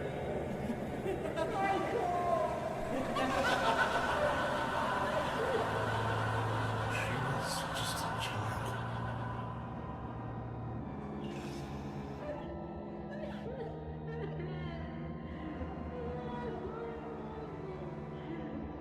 Evan.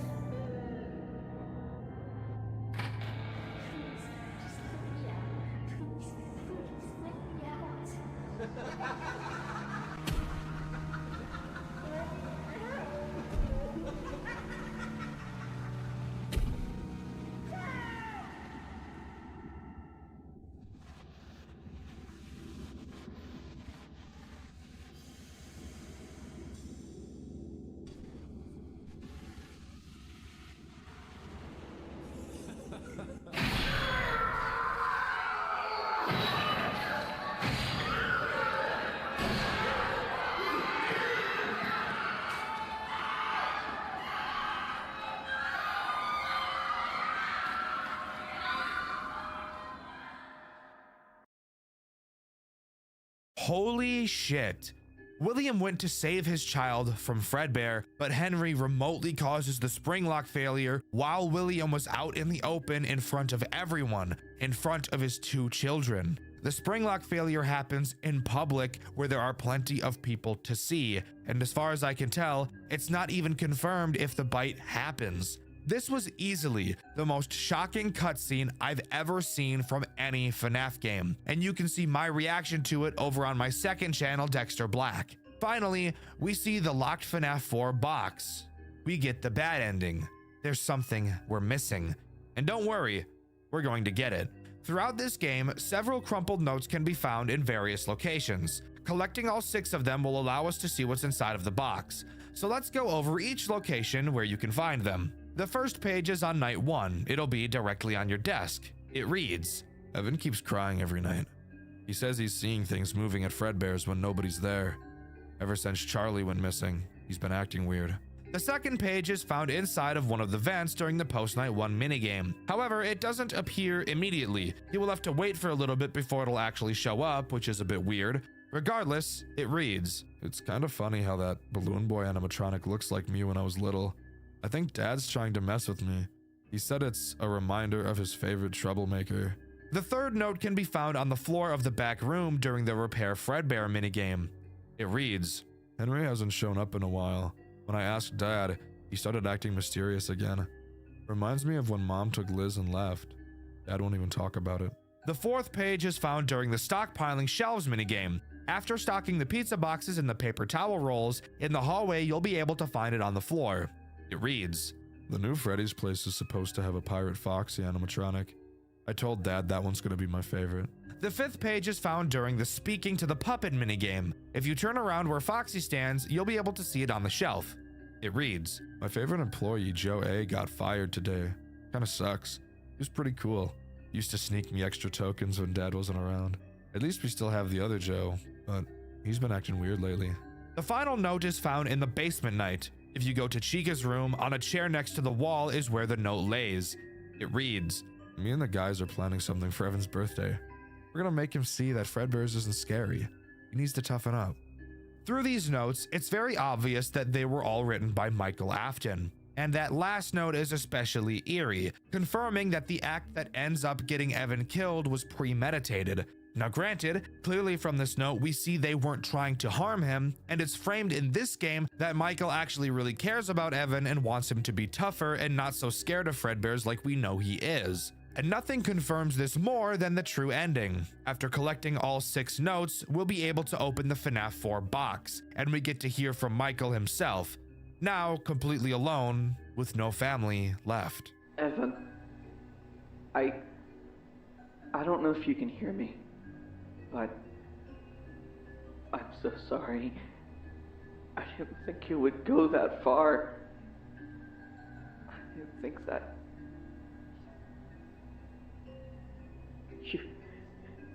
you were always scared of that place, and I made it worse.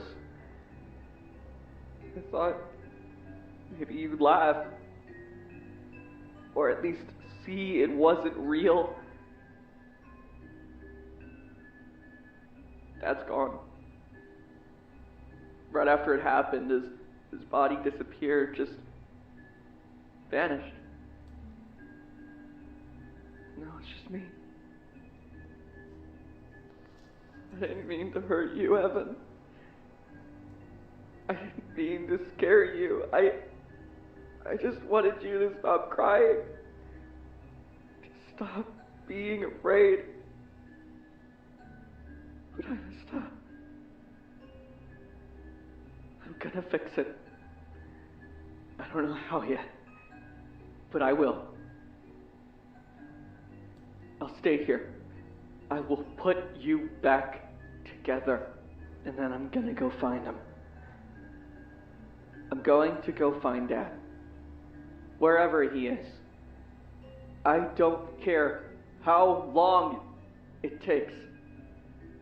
Evan, just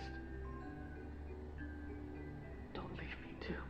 So, here we learn what will motivate Michael to do what he did in the first 2 Click Team games. After the spring lock failure, William's body disappeared, implying that, as he always says, he always comes back.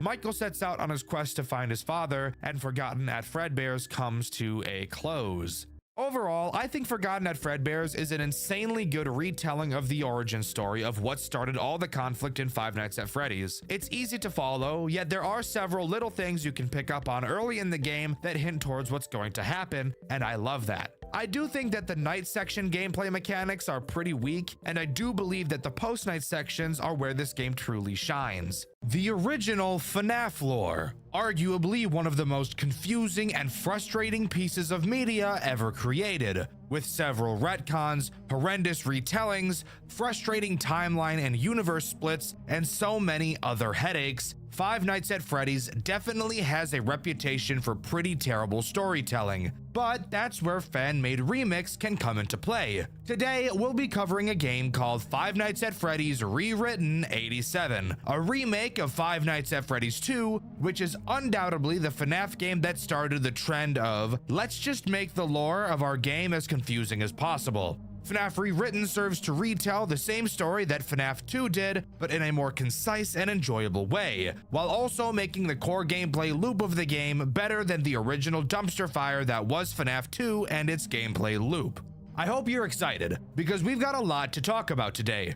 So grab a pet, grab some snacks, and join me today as we dive into the creatively amazing world of FNAF Rewritten 87. FNAF Rewritten 87 opens with a playable cutscene. We see Spring Bonnie standing in front of us. He calls us Gabriel, the child in the Freddy suit, and tells us to follow him. As we walk through the opening credits, we stumble upon a door. We, very creepily, I will add, see Spring Bonnie open the door, only to see Freddy sitting on the table. Oh my god. Walking inside, we get snatched up and stuffed inside of the suit. Who could have seen that one coming? Upon waking up, surprisingly not dead, or actually, who knows, maybe we are actually dead and we're just seeing through our soul at this point, we watch as Freddy and the other characters perform on stage, knowing that there is at least one dead child in one of them. However, I think we can infer that there are probably children inside of Bonnie and Chica as well. We learn about the restaurant shutting down and being bought by a bigger company, only for the whole franchise to be remodeled with safety in mind. Afterwards, we're dropped straight into night 1. However, it doesn't begin in the way that most FNAF games begin. This time around, we actually start in a 3D environment, being able to walk around and explore the building to our heart's desires. Except that's a fucking lie because we can't go where Mangle and the puppet are. What? Oh my fucking god. And we can't go into the back rooms. Curiously enough, the only two places I really wanted to go, so that was a bit of a bummer. Hearing the phone ringing, we walk into the back office and really begin the night. Phone guy gives us the typical boring speech nobody really cares about. Let's start talking about what the game changes from the original. I'm sure you could already guess, but this game's building is set up a lot differently than the original. To start, let's talk about the kitchen. The kitchen replaces one of the party rooms from the original. And actually, there are plenty of employees-only areas throughout the building that connect various areas. For example, using employee-only hallways, you can walk from the kitchen to the back room. Which, yes, you still cannot enter from this angle either. I know, disappointing. These new locations aren't necessarily important per se, but I do think that they're a very nice touch and serve to make this game feel reminiscent of FNAF 2 without just being a direct copy of it, and I like that. The tools at our disposal, however, are exactly the same. Flashlight, cameras, Freddy mask. However, the flashlight does work a bit differently from the original, but I'll explain that more once we start talking about a certain fat bastard. So, who are the threats introduced on this night?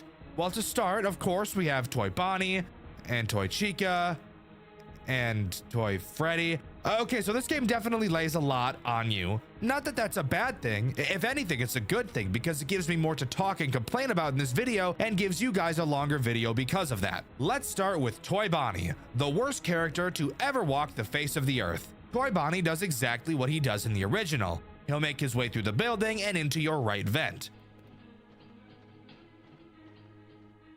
Where do you think you're going? Oh my fucking god, dude.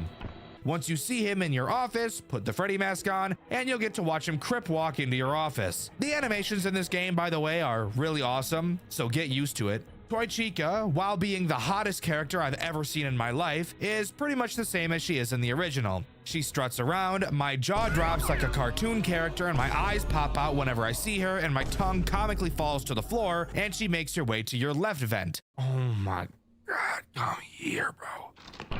However, before she does, you can see her in the hallway, and literally watch her fent walk into the party room.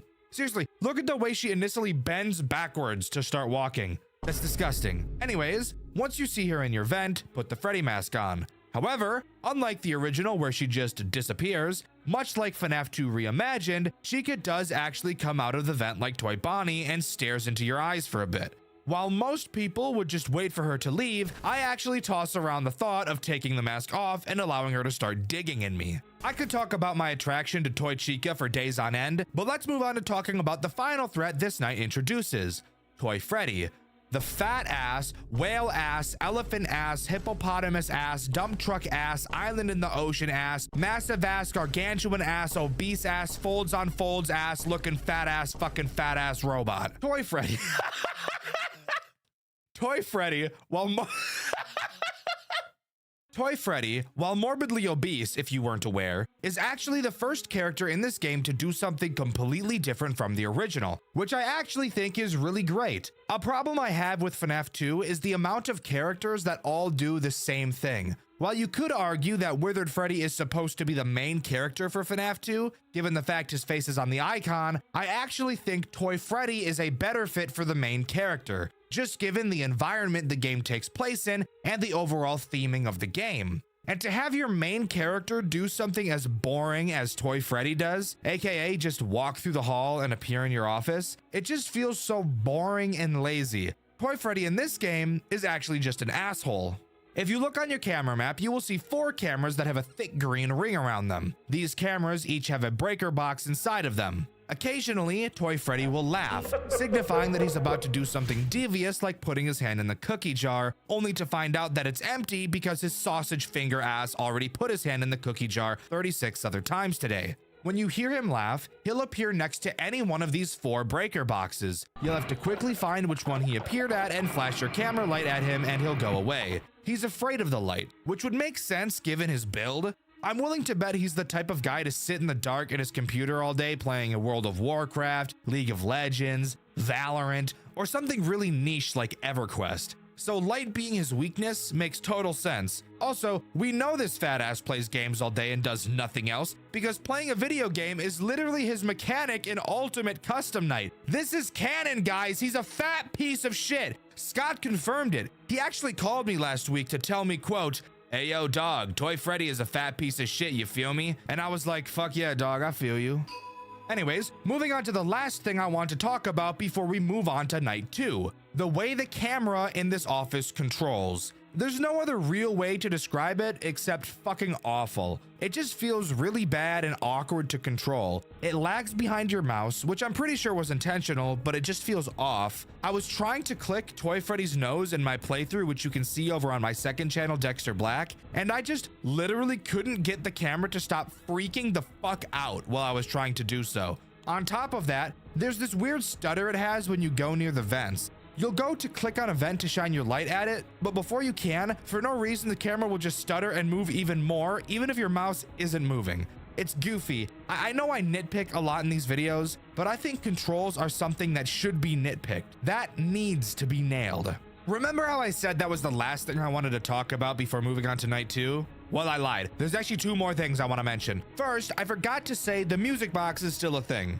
I'm not gonna harp on it too much. You guys know how I feel about music boxes. AIDS, poop, and balls. There. The other thing I want to mention is what happens after you beat night 1. You'll get tossed back into the POV of Gabriel standing on stage as Bonnie and Chica perform around you. Hi, hi, hi, hi, hi. Hi, hi, hi, hi, hi. Hi, hi, hi, hi, hi, hi, hi, hi.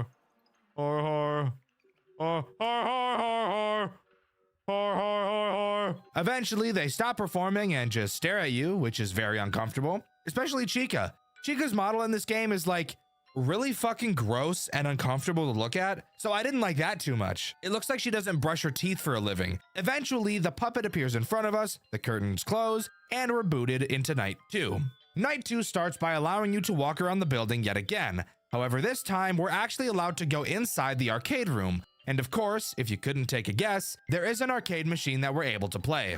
In this minigame, we play as a fucking drill car, which is pretty riz. We have to drive around and pop several balloons across the map. After we're done, an exit door will appear and we can end the minigame. However, if you know anything about FNAF minigames, then you'd know there has to be a secret in here somewhere. And a secret there is. After collecting all the balloons, if instead of going into the exit door you continue, you'll find a glitched wall. Driving into it will put you into a normal car. After a bit of driving, we stumble across one of the pizzerias with a crying child outside. Getting out of the car, you'll notice we're playing as Afton. We walk up to the child and presumably murder it, only for the puppet to appear in the reflection of the game, telling us that if we go deeper, it will stop us, whatever that means. With that, another exit door appears and we're free to leave and continue the night as usual. After that, there's nothing more to do than walk into the office and talk about what new threats this night introduces. And the first threat we'll talk about is Withered Foxy. Nothing much interesting to say about this guy. He works in the exact same way as the original. He'll appear in your hallway every now and then, and all you have to do is flash him a bunch and he'll go away. One thing I do want to mention about him and why I actually like him in this game more than the original is because you flash him with your mouse, which means my poor little control key won't fucking explode. And actually, because you have to use your mouse to flash Foxy, you can actually spam the hallway a lot faster and make him leave sooner. So that's pretty great. The other threat introduced on this night is Mangle, who is probably the most interesting character we've seen so far and is probably the most interesting character in the entire game. Mangle's goal is to get into your office through the main hallway. She doesn't enter the right vent like in the original. Mangle is a very stressful character to deal with. Let me explain why. Once Mangle enters your office, she'll go to your ceiling, but this does not mean she's attacking you yet. While she's on your ceiling, very loud gurgling sounds will be heard, and the TV monitors in your office will start flashing static, Mangle, and the puppet, interestingly enough. After a bit of this, Mangle will drop her head down from the ceiling. At this time, you must put your mask on. Mangle will stay with her head down for a very long time, like much longer than you think she would. Eventually, she'll pull her head back up, but the attack isn't over quite yet. The screens will start to go all nutty again, and during this time, you're allowed to check on things you need to check on, like the music box, Toy Freddy, and Withered Foxy. Soon after, Mangle will drop her head down a second time, requiring you to put the mask on again. After she leaves for the second time, she will finally leave your office and her attack is finally over. Mangle is easily one of, if not the most stressful character to deal with in this entire game. And one of the main reasons I feel this way is because of her synergy with Toy Freddy. Toy Freddy makes a laughing sound cue when he's about to fuck you with your fuse box. Mangle is so goddamn cock-sucking loud that she will most likely drown out his laugh unless you're paying incredibly close attention. So I'm not gonna die just because she's in here. That was Toy Freddy. She synergizes with Toy Freddy. She's loud as shit and drowns him out. But overall, if you can learn her timings, you should be just fine. And in all honesty, from what I noticed, she is pretty forgiving with how much time she gives you to put the mask on after she drops her head. Night 3 time already? Why hello. What goes on tonight? Well, the night starts just like night 2. We can take a walk through the arcade and play another game, except this time around the game in question is fucking dog shit and I didn't beat it because it's bullshit. In it, you play as Bonnie collecting balloons. Who cares about that part? At a certain distance into the sky, you'll see the ceiling is glitching. Jumping into it will turn you into Spring Bonnie and the game gets all dark. Ooh, scary. In this section of the game, you need to grab the 5 kids and put them into what I'm going to assume is the back room where they were killed. You have to do it one at a time, which really just makes my dick hurt, but whatever. Every time you collect a child, shadow Bonnies will appear around the map for you to dodge. If you touch them, the floor will disappear and you'll have to climb back up. After you collect 4 kids, however, is when this game gets bullshit. Another shadow Bonnie will spawn. However, this one looks way fucking creepier and will actually follow you. The funny part? Well, this shadow Bonnie is faster than you in every way and will literally camp your body, making it borderline impossible to make any progress. Seriously, look at what's happening on screen right now and tell me if this looks like any fun at all. Spoiler alert, it's not. I gave up because I was on the verge of sticking a pencil down my urethra and snapping it in half. However, once you deliver the last kid, an exit door will appear, finishing out the minigame. Afterwards, all you have to do is walk to the office and the night section can begin. Phone Guy talks about how the police may have a lead on a missing children's incident. Who cares? I'm glad they're dead. And he also mentions that the animatronics are getting more aggressive. That part I do care about. So let's talk about the 2 new threats this night introduces. Withered Bonnie is introduced on this night, and he's one of the coolest characters in the entire game. Not because of what he actually does, he's just a super menacing character and I think that's really cool. Withered Bonnie will attack you through the hall rather than the vent like in the original. The animation is insane, get ready for this. When he's in your hall, he will step out in front of your doorway and stare at you. This is easily one of the creepiest things I've ever seen. Then after a bit of time, he'll step into your office and all you have to do is put the mask on until he goes away. Fucking terrifying. I love it. The other character introduced on this night is my favorite official FNAF animatronic ever designed, Withered Chica. She does, literally, the exact same thing as Withered Bonnie, which I do feel is a little lazy. However, she's so fucking cool and easily the creepiest character in this entire game. Seriously, look at this animation when she's in your office and tell me that's not the creepiest thing you've ever seen. God, I love it so much. But those are the only 2 characters introduced on this night. So far, I do think night 3 is the most boring in terms of what happens. Yes, Mangle is still stressful with Toy Freddy, and I did get the craziest attack combo of all fucking time. You didn't see me. Oh my God. Bitches at every angle. I'm getting railed from every angle. What is this? Hi. You are the most terrifying character in this fucking game. Holy shit. That's badass, dude. Oh my God, and look who's still fucking here. But in terms of what Night 3 actually brings to the table, I do feel it is a bit lackluster. I know that Toy Bonnie and Toy Chica do the same thing, but at least in a game like FNAF 2 Reimagined, while Bonnie and Chica variants did do the same thing, at least the Withereds and the toys attacked differently from each other. The only thing that's different between the variants this time around is where they come from to get into your office. Night 4. Fuck this. Terrible character introduction. Let's just jump right into it. To begin, of course, we walk through the arcade and play yet another minigame. That is, unless you're me. Since I didn't complete the bullshit minigame from night 3, I couldn't play the minigame on night 4. Had I known that was going to be the case, I would have forced myself to beat night 3's minigame. But fuck me, I guess I'm locked out of all the minigames for the rest of my playthrough. But what actually happens in this minigame? Well, I'm honestly glad I never did play this minigame because it appears to be just as frustrating as the last. In it, you play as who I think is Mangle. You're tasked with finding 5 balloon boys around the map. Afterwards, you move on to the next round and holy shit! It says there's 20 fucking rounds. I think I'm gonna shoot myself. Luckily for us, actually collecting the balloon boys isn't the real objective. Occasionally, a crying child will appear from the ground, and these are the real characters you want to collect. After collecting your first one, a shadow Bonnie will appear on the map. Touching one will cause the timer at the top of the screen to decrease very quickly, so don't touch them. However, it appears that a crying child spawning only has a small chance to happen every time the map loads, so using them to lose faster to get the level to respawn might actually be an alright strategy for collecting all the kids. Eventually, after collecting a few, as I'm sure you could have already guessed, Spring Dick appears and moves at light speed and camps your body for the rest of the fucking minigame, constantly draining your time at a rate faster than your mom drains all the nutrients out of the buffet line. Once you finally collect all of the crying children, the next level will show all the heads of the characters with missing children stuffed inside of them, and an exit door will appear. Something I noticed specifically about the golden Freddy head is just how hard it is to see in comparison to the other masks. I'm sure this has some sort of symbolism, but I'm just playing the game, bro. You figure it out.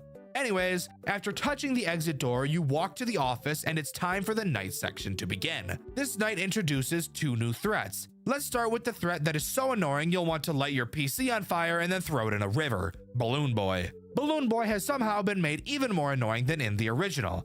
Except not annoying as in his mechanics, that's actually easier than the original. I mean, his laugh is so much fucking worse. The way he works is pretty simple. He'll attack through either of your vents. Instead of putting the mask on like in the original, you'll instead have to spam flash your light at him. Do that enough and he'll eventually literally run away like a little baby pissed diarrhea boy. Obviously, if you don't, he jumps into your office, steals your shit, and Foxy will fuck you since you won't be able to flash him. The other character introduced on this night is Withered Freddy. What does he do? Well, let me tell you, I have no fucking idea. What do you mean you have no idea, Dexter? Didn't you play the game?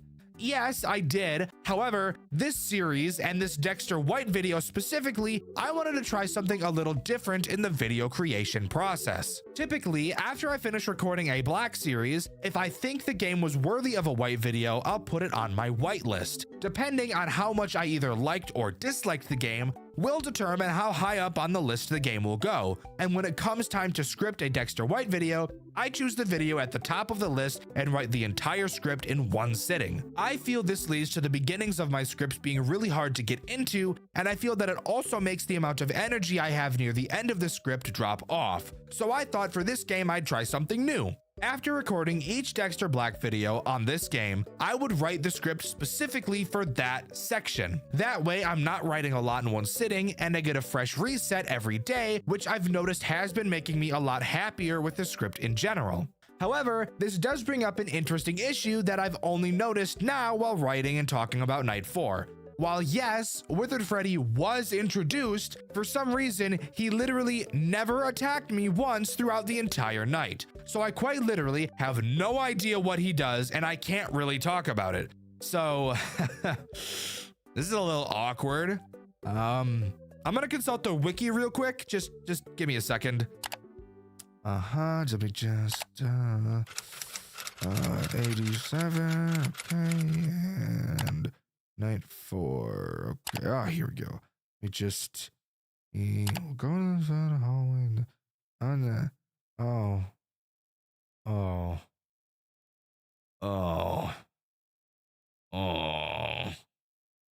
Well, fuck.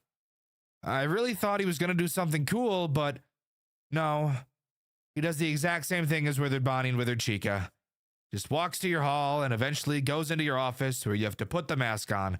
Damn it, I really thought they'd do something interesting with this guy, and it's honestly really disappointing that they didn't. I had Withered Freddy appear in my hall multiple times throughout my Night 4 playthrough, However, never once did he attempt to step into my office. If I had to guess why, I'd say it's probably because when he was in the hallway, every other character at the same time decided to be there or be in my office. Oh my God, fucking party in the hallway. Party in the hallway.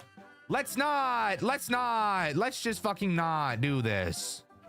Party in the fucking office. Hello everybody at the same fucking time. Hi guys, fuck off. Oh boy, oh boy, oh boy. We're at night 5 already. What a nice, totally calm and non-stressful ride it's been so far, right? Yeah, no, not really, but let's continue. To start, of course, we have another minigame to talk about, and this one is by far the most frustrating and annoying one yet. In it, we play as the puppet, tasked with giving gifts and then giving life, just like the original. However, unlike the original, where the minigame was quick and easy, this minigame is long and painful. You can see several balloons going from side to side across the screen. You can move along the top of the screen as well, and you're supposed to drop down on the crying children to give them their gift. However, you can't touch the balloons or the balloon boys at the bottom of the screen, or you will be reset to the top. Can you see where this is going? This minigame relies on luck, and you just fucking waiting for a good opening to drop down. And get this, as it goes on, it gets even worse. Every time you get a gift, a shadow Bonnie will appear in the balloons. These shadow Bonnies will move around and literally push the fucking balloons when they touch them, making the waiting for timings part even more fucking annoying. And you have plenty of them in this game. This game can take several minutes depending on your luck. Hell, I wouldn't be surprised if it took someone over 15 minutes to complete this bullshit. After giving the gift to the last kid, the screen goes dark and we're told to give life, putting the character masks on each of the children, with the puppet eerily watching in the background. After giving life, the puppet goes on a 2-decade rant. She gets upset that we keep playing these games, learning what happened to the children, even at its attempts to stop us. She says she has to kill us because apparently us knowing will make them truly die. She says this because obviously she gave them life in the forms of the animatronics. But I'd argue to say that this is a fate even worse than death, Miss fucking Puppet. And I'm willing to bet that freeing the kids and letting them actually die is miles better than having them live in the place where they fucking died for the rest of eternity. So hop off my dick. Before we jump into the next section, there's something I want to mention that I found while roaming around this night. Well, actually 3 things. The first is just how many fucking puppet plushies have been accumulating around the building. Like, there are literally so many of them. The next thing I want to mention is that it was this night that I found you can knock Balloon Boy over, which has probably now become my favorite part of this game. Oh my God, I can knock his stupid ass over. And finally, the real big thing I wanted to talk about is something I found in one of the party rooms. Please, can someone tell me, what the fuck is this thing? There's an endoskeleton you can find in one of the party rooms. I don't know if it's here every night or just this one since I never checked, but tell me, who the fuck is this supposed to be? It never moves and you can't interact with it, but I just thought I'd point this out in case anybody can tell me what the hell this thing is. Anyways, how about we talk about the actual night section now? There's not much to talk about in terms of new threats, but there is something pretty interesting. At the end of the puppet's monologue, she said that tonight would be different than the nights before. She said that we've done a good job stopping her, but not tonight. The puppet gains a new form of attack on this night, and it is so fucking annoying. Remember all those shadow Bonnies that are life-ruining from the minigames? Yeah? Well, now they're in the night segments. Have fun, asshole. They show up on your cameras. Several of them, like a fuck ton of them, will appear. They will block your camera buttons, your flashlight button, and your music box wind button. When you click on one of them, they will go away. But if there's even one of them just barely touching the button with their head, their foot, their hand, even just gently plopping the tip of their dick right on top of one of your buttons, you won't be able to interact with it until you get rid of them. And you better believe that when you hear Toy Freddy's fat ass laugh, your blood pressure is gonna spike to 12K as you try to remove all these little fucking shadow bitches from the camera. Oh my God.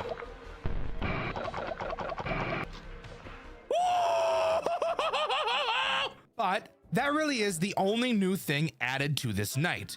Of course, this night is much harder than night 4, And yes, it's still just as overwhelming with characters constantly jumping all over your shit and grinding in your office constantly throughout the entire night. Thank you for asking. Night 6 time. Holy fucking shit, is there a lot to talk about here. I was honestly expecting this video to be close to 20 minutes, but nope. We're going way over today. So, it was at this moment I learned that in order to play Night 6, I had to beat all the minigames from the previous nights. Fuck me. So, I did that, and now here we are. This night begins with a cutscene, talking about what I can only assume to be the bite of 87.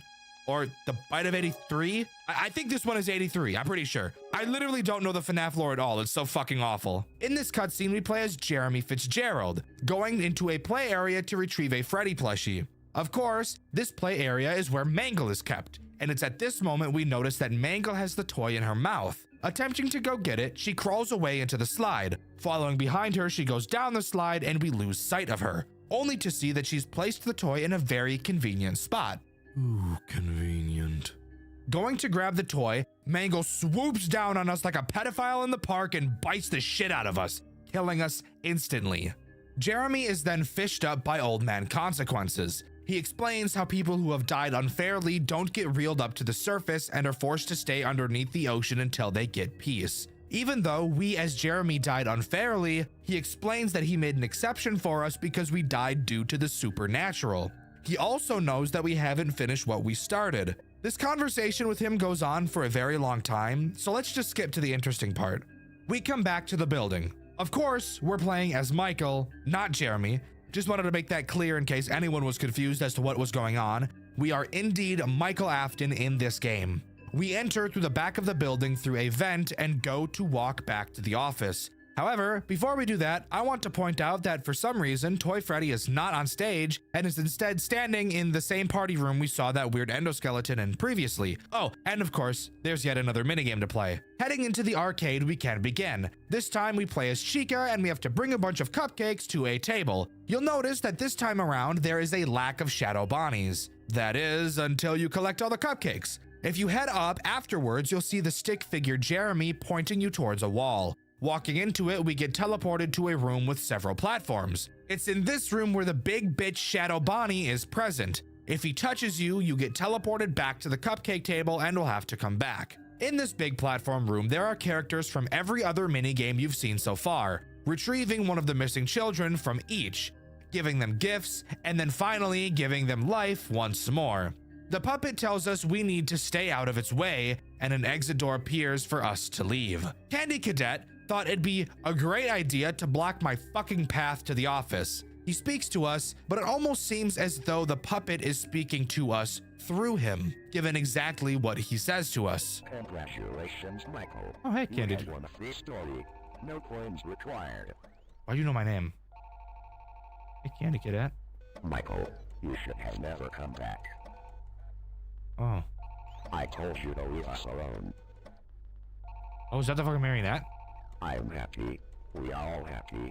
Do not try to take them away. You're not all happy. Tried.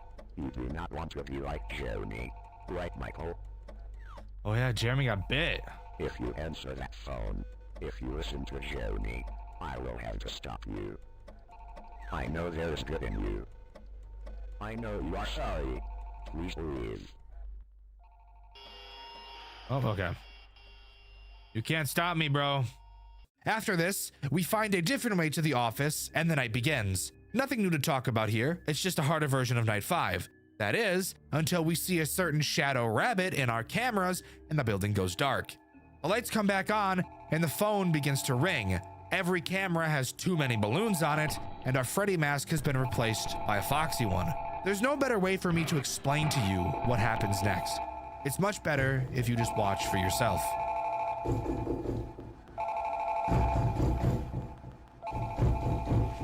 Michael, no, you're no, you don't, Michael. Brother is dead, Michael. You killed him. What were you even doing? You really think this is that much? Like the one sick with nothing insulting enough. My son is dead, Michael. People pity you.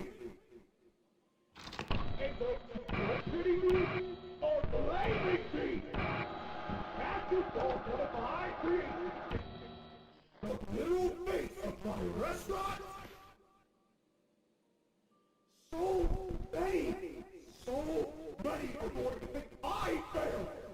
They'll think something's broken or wrong with my work. His machine killed this kid. Did he not prioritize safety? I'm sorry! I didn't account for my idiot son shoving his little brother down its mouth! I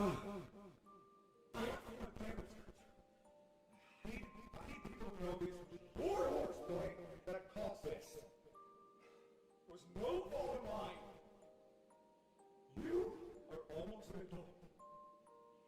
You deserve to take full accountability for this. All of it.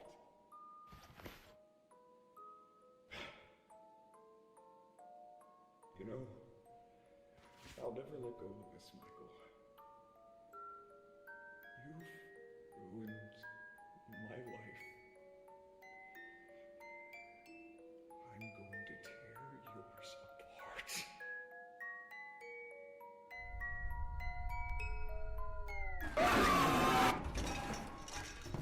So, Michael has an episode, and Mangle is able to slip into the office and attack him. But hold up. What if I told you Mangle didn't get him?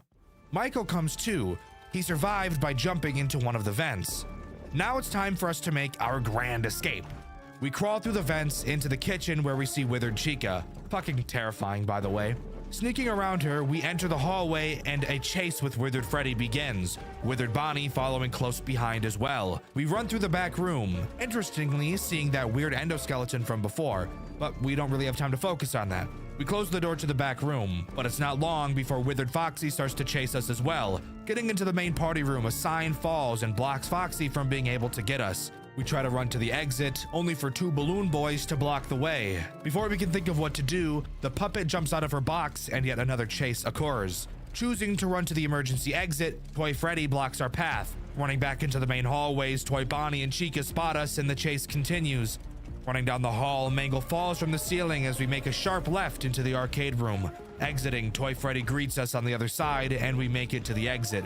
Fenced off, we seemingly have nowhere to go. Hearing the puppet pounding on the door behind us, we jump behind some pizza boxes to hide. As the puppet breaks her way outside, the sound of police sirens can be heard as the puppet cowers and hides before she can be seen. We look down at the logbook we took, previously owned by Jeremy, and Five Nights at Freddy's Rewritten 87 comes to a close.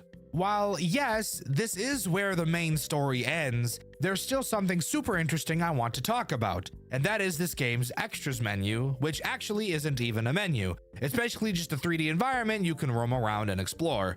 The reason I want to talk about it, well, you can re-enter the pizzeria to explore, and around it you can find several Faz tokens. Using these tokens, you can go to the arcade room and have Candy Cadet tell you a story. The story he tells consists of an infamous cave in the woods that everybody is afraid to enter. One day, a child stumbles upon it, and a beast convinces him to go inside the cave with him. The child never exits the cave. Several children entered the cave and never returned. A sorcerer found the cave with the children and banished the beast from inside, locking all the children in the cave with a seal, keeping them safe inside from the beast that trapped them there. The children had the desire to leave, but the sorcerer couldn't let them without breaking the seal and letting the beast back inside. If it wasn't obvious, this story is obviously a metaphor for the missing children's incident. The cave is Freddy's, the beast is William, and the sorcerer is the puppet. This little extra thing you can do with Candy Cadet is honestly super fun, and I think it's such a unique thing to add to an extras menu. Finding these tokens and discovering this story is such a fun experience, and you can see me do it over on my second channel, Dxtr Black. But with that, as far as I'm aware, that is all FNAF Rewritten 87 has to offer. Overall, I think this game is nothing short of a masterpiece. It does a great job at making FNAF 2 feel like the overwhelming game Scott originally wanted it to be. The way the story is told is incredible, the graphics and animations are phenomenal, I love the character redesigns, and I really enjoy the mechanical changes where there were some. I would highly recommend you give this game a try, you will not regret it.